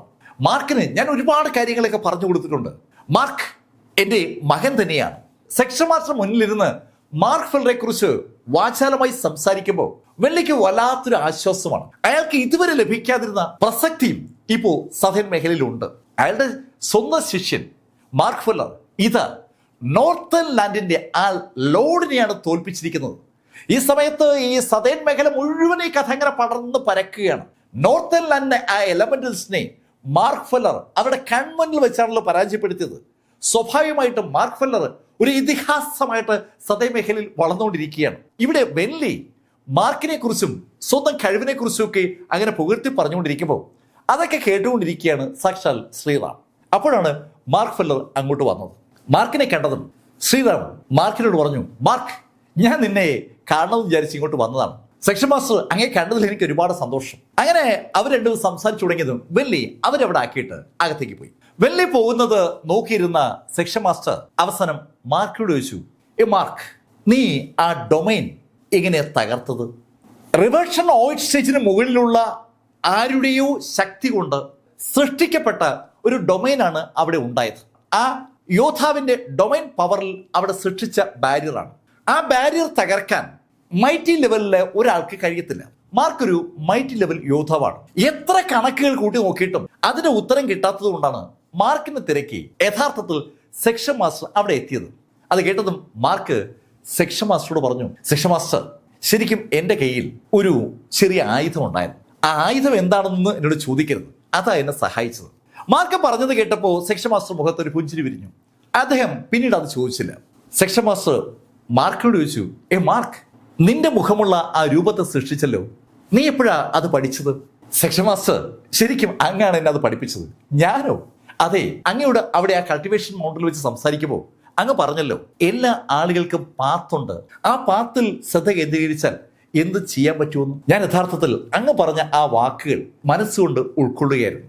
മാർക്ക് ഫെല്ലർ അങ്ങനെ പറഞ്ഞതും സെക്ഷൻ മാസ്റ്റർ മുഖത്ത് പിന്നെ ഒരു പുഞ്ചിരി വിരിഞ്ഞു. സെക്ഷൻ മാസ്റ്റർ പുഞ്ചിരിക്കുന്ന കണ്ടതും മാർക്ക് സെക്ഷൻ മാസ്റ്റർ ചോദിച്ചു, സെക്ഷൻ മാസ്റ്റർ, ഞാൻ ഒരു കാര്യം ചോദിച്ചാൽ അങ്ങ് ഉത്തരം പറയുമല്ലോ. മാർക്ക്, നീ ചോദിക്കേ, അങ്ങ് എന്തുകൊണ്ടാ എന്നെ കൊല്ലാതിരുന്നത്? വളരെ വളരെ പ്രധാനപ്പെട്ട ഒരു ചോദ്യമാണല്ലോ മാർക്ക് ഇപ്പൊ ചോദിക്കുന്നത്.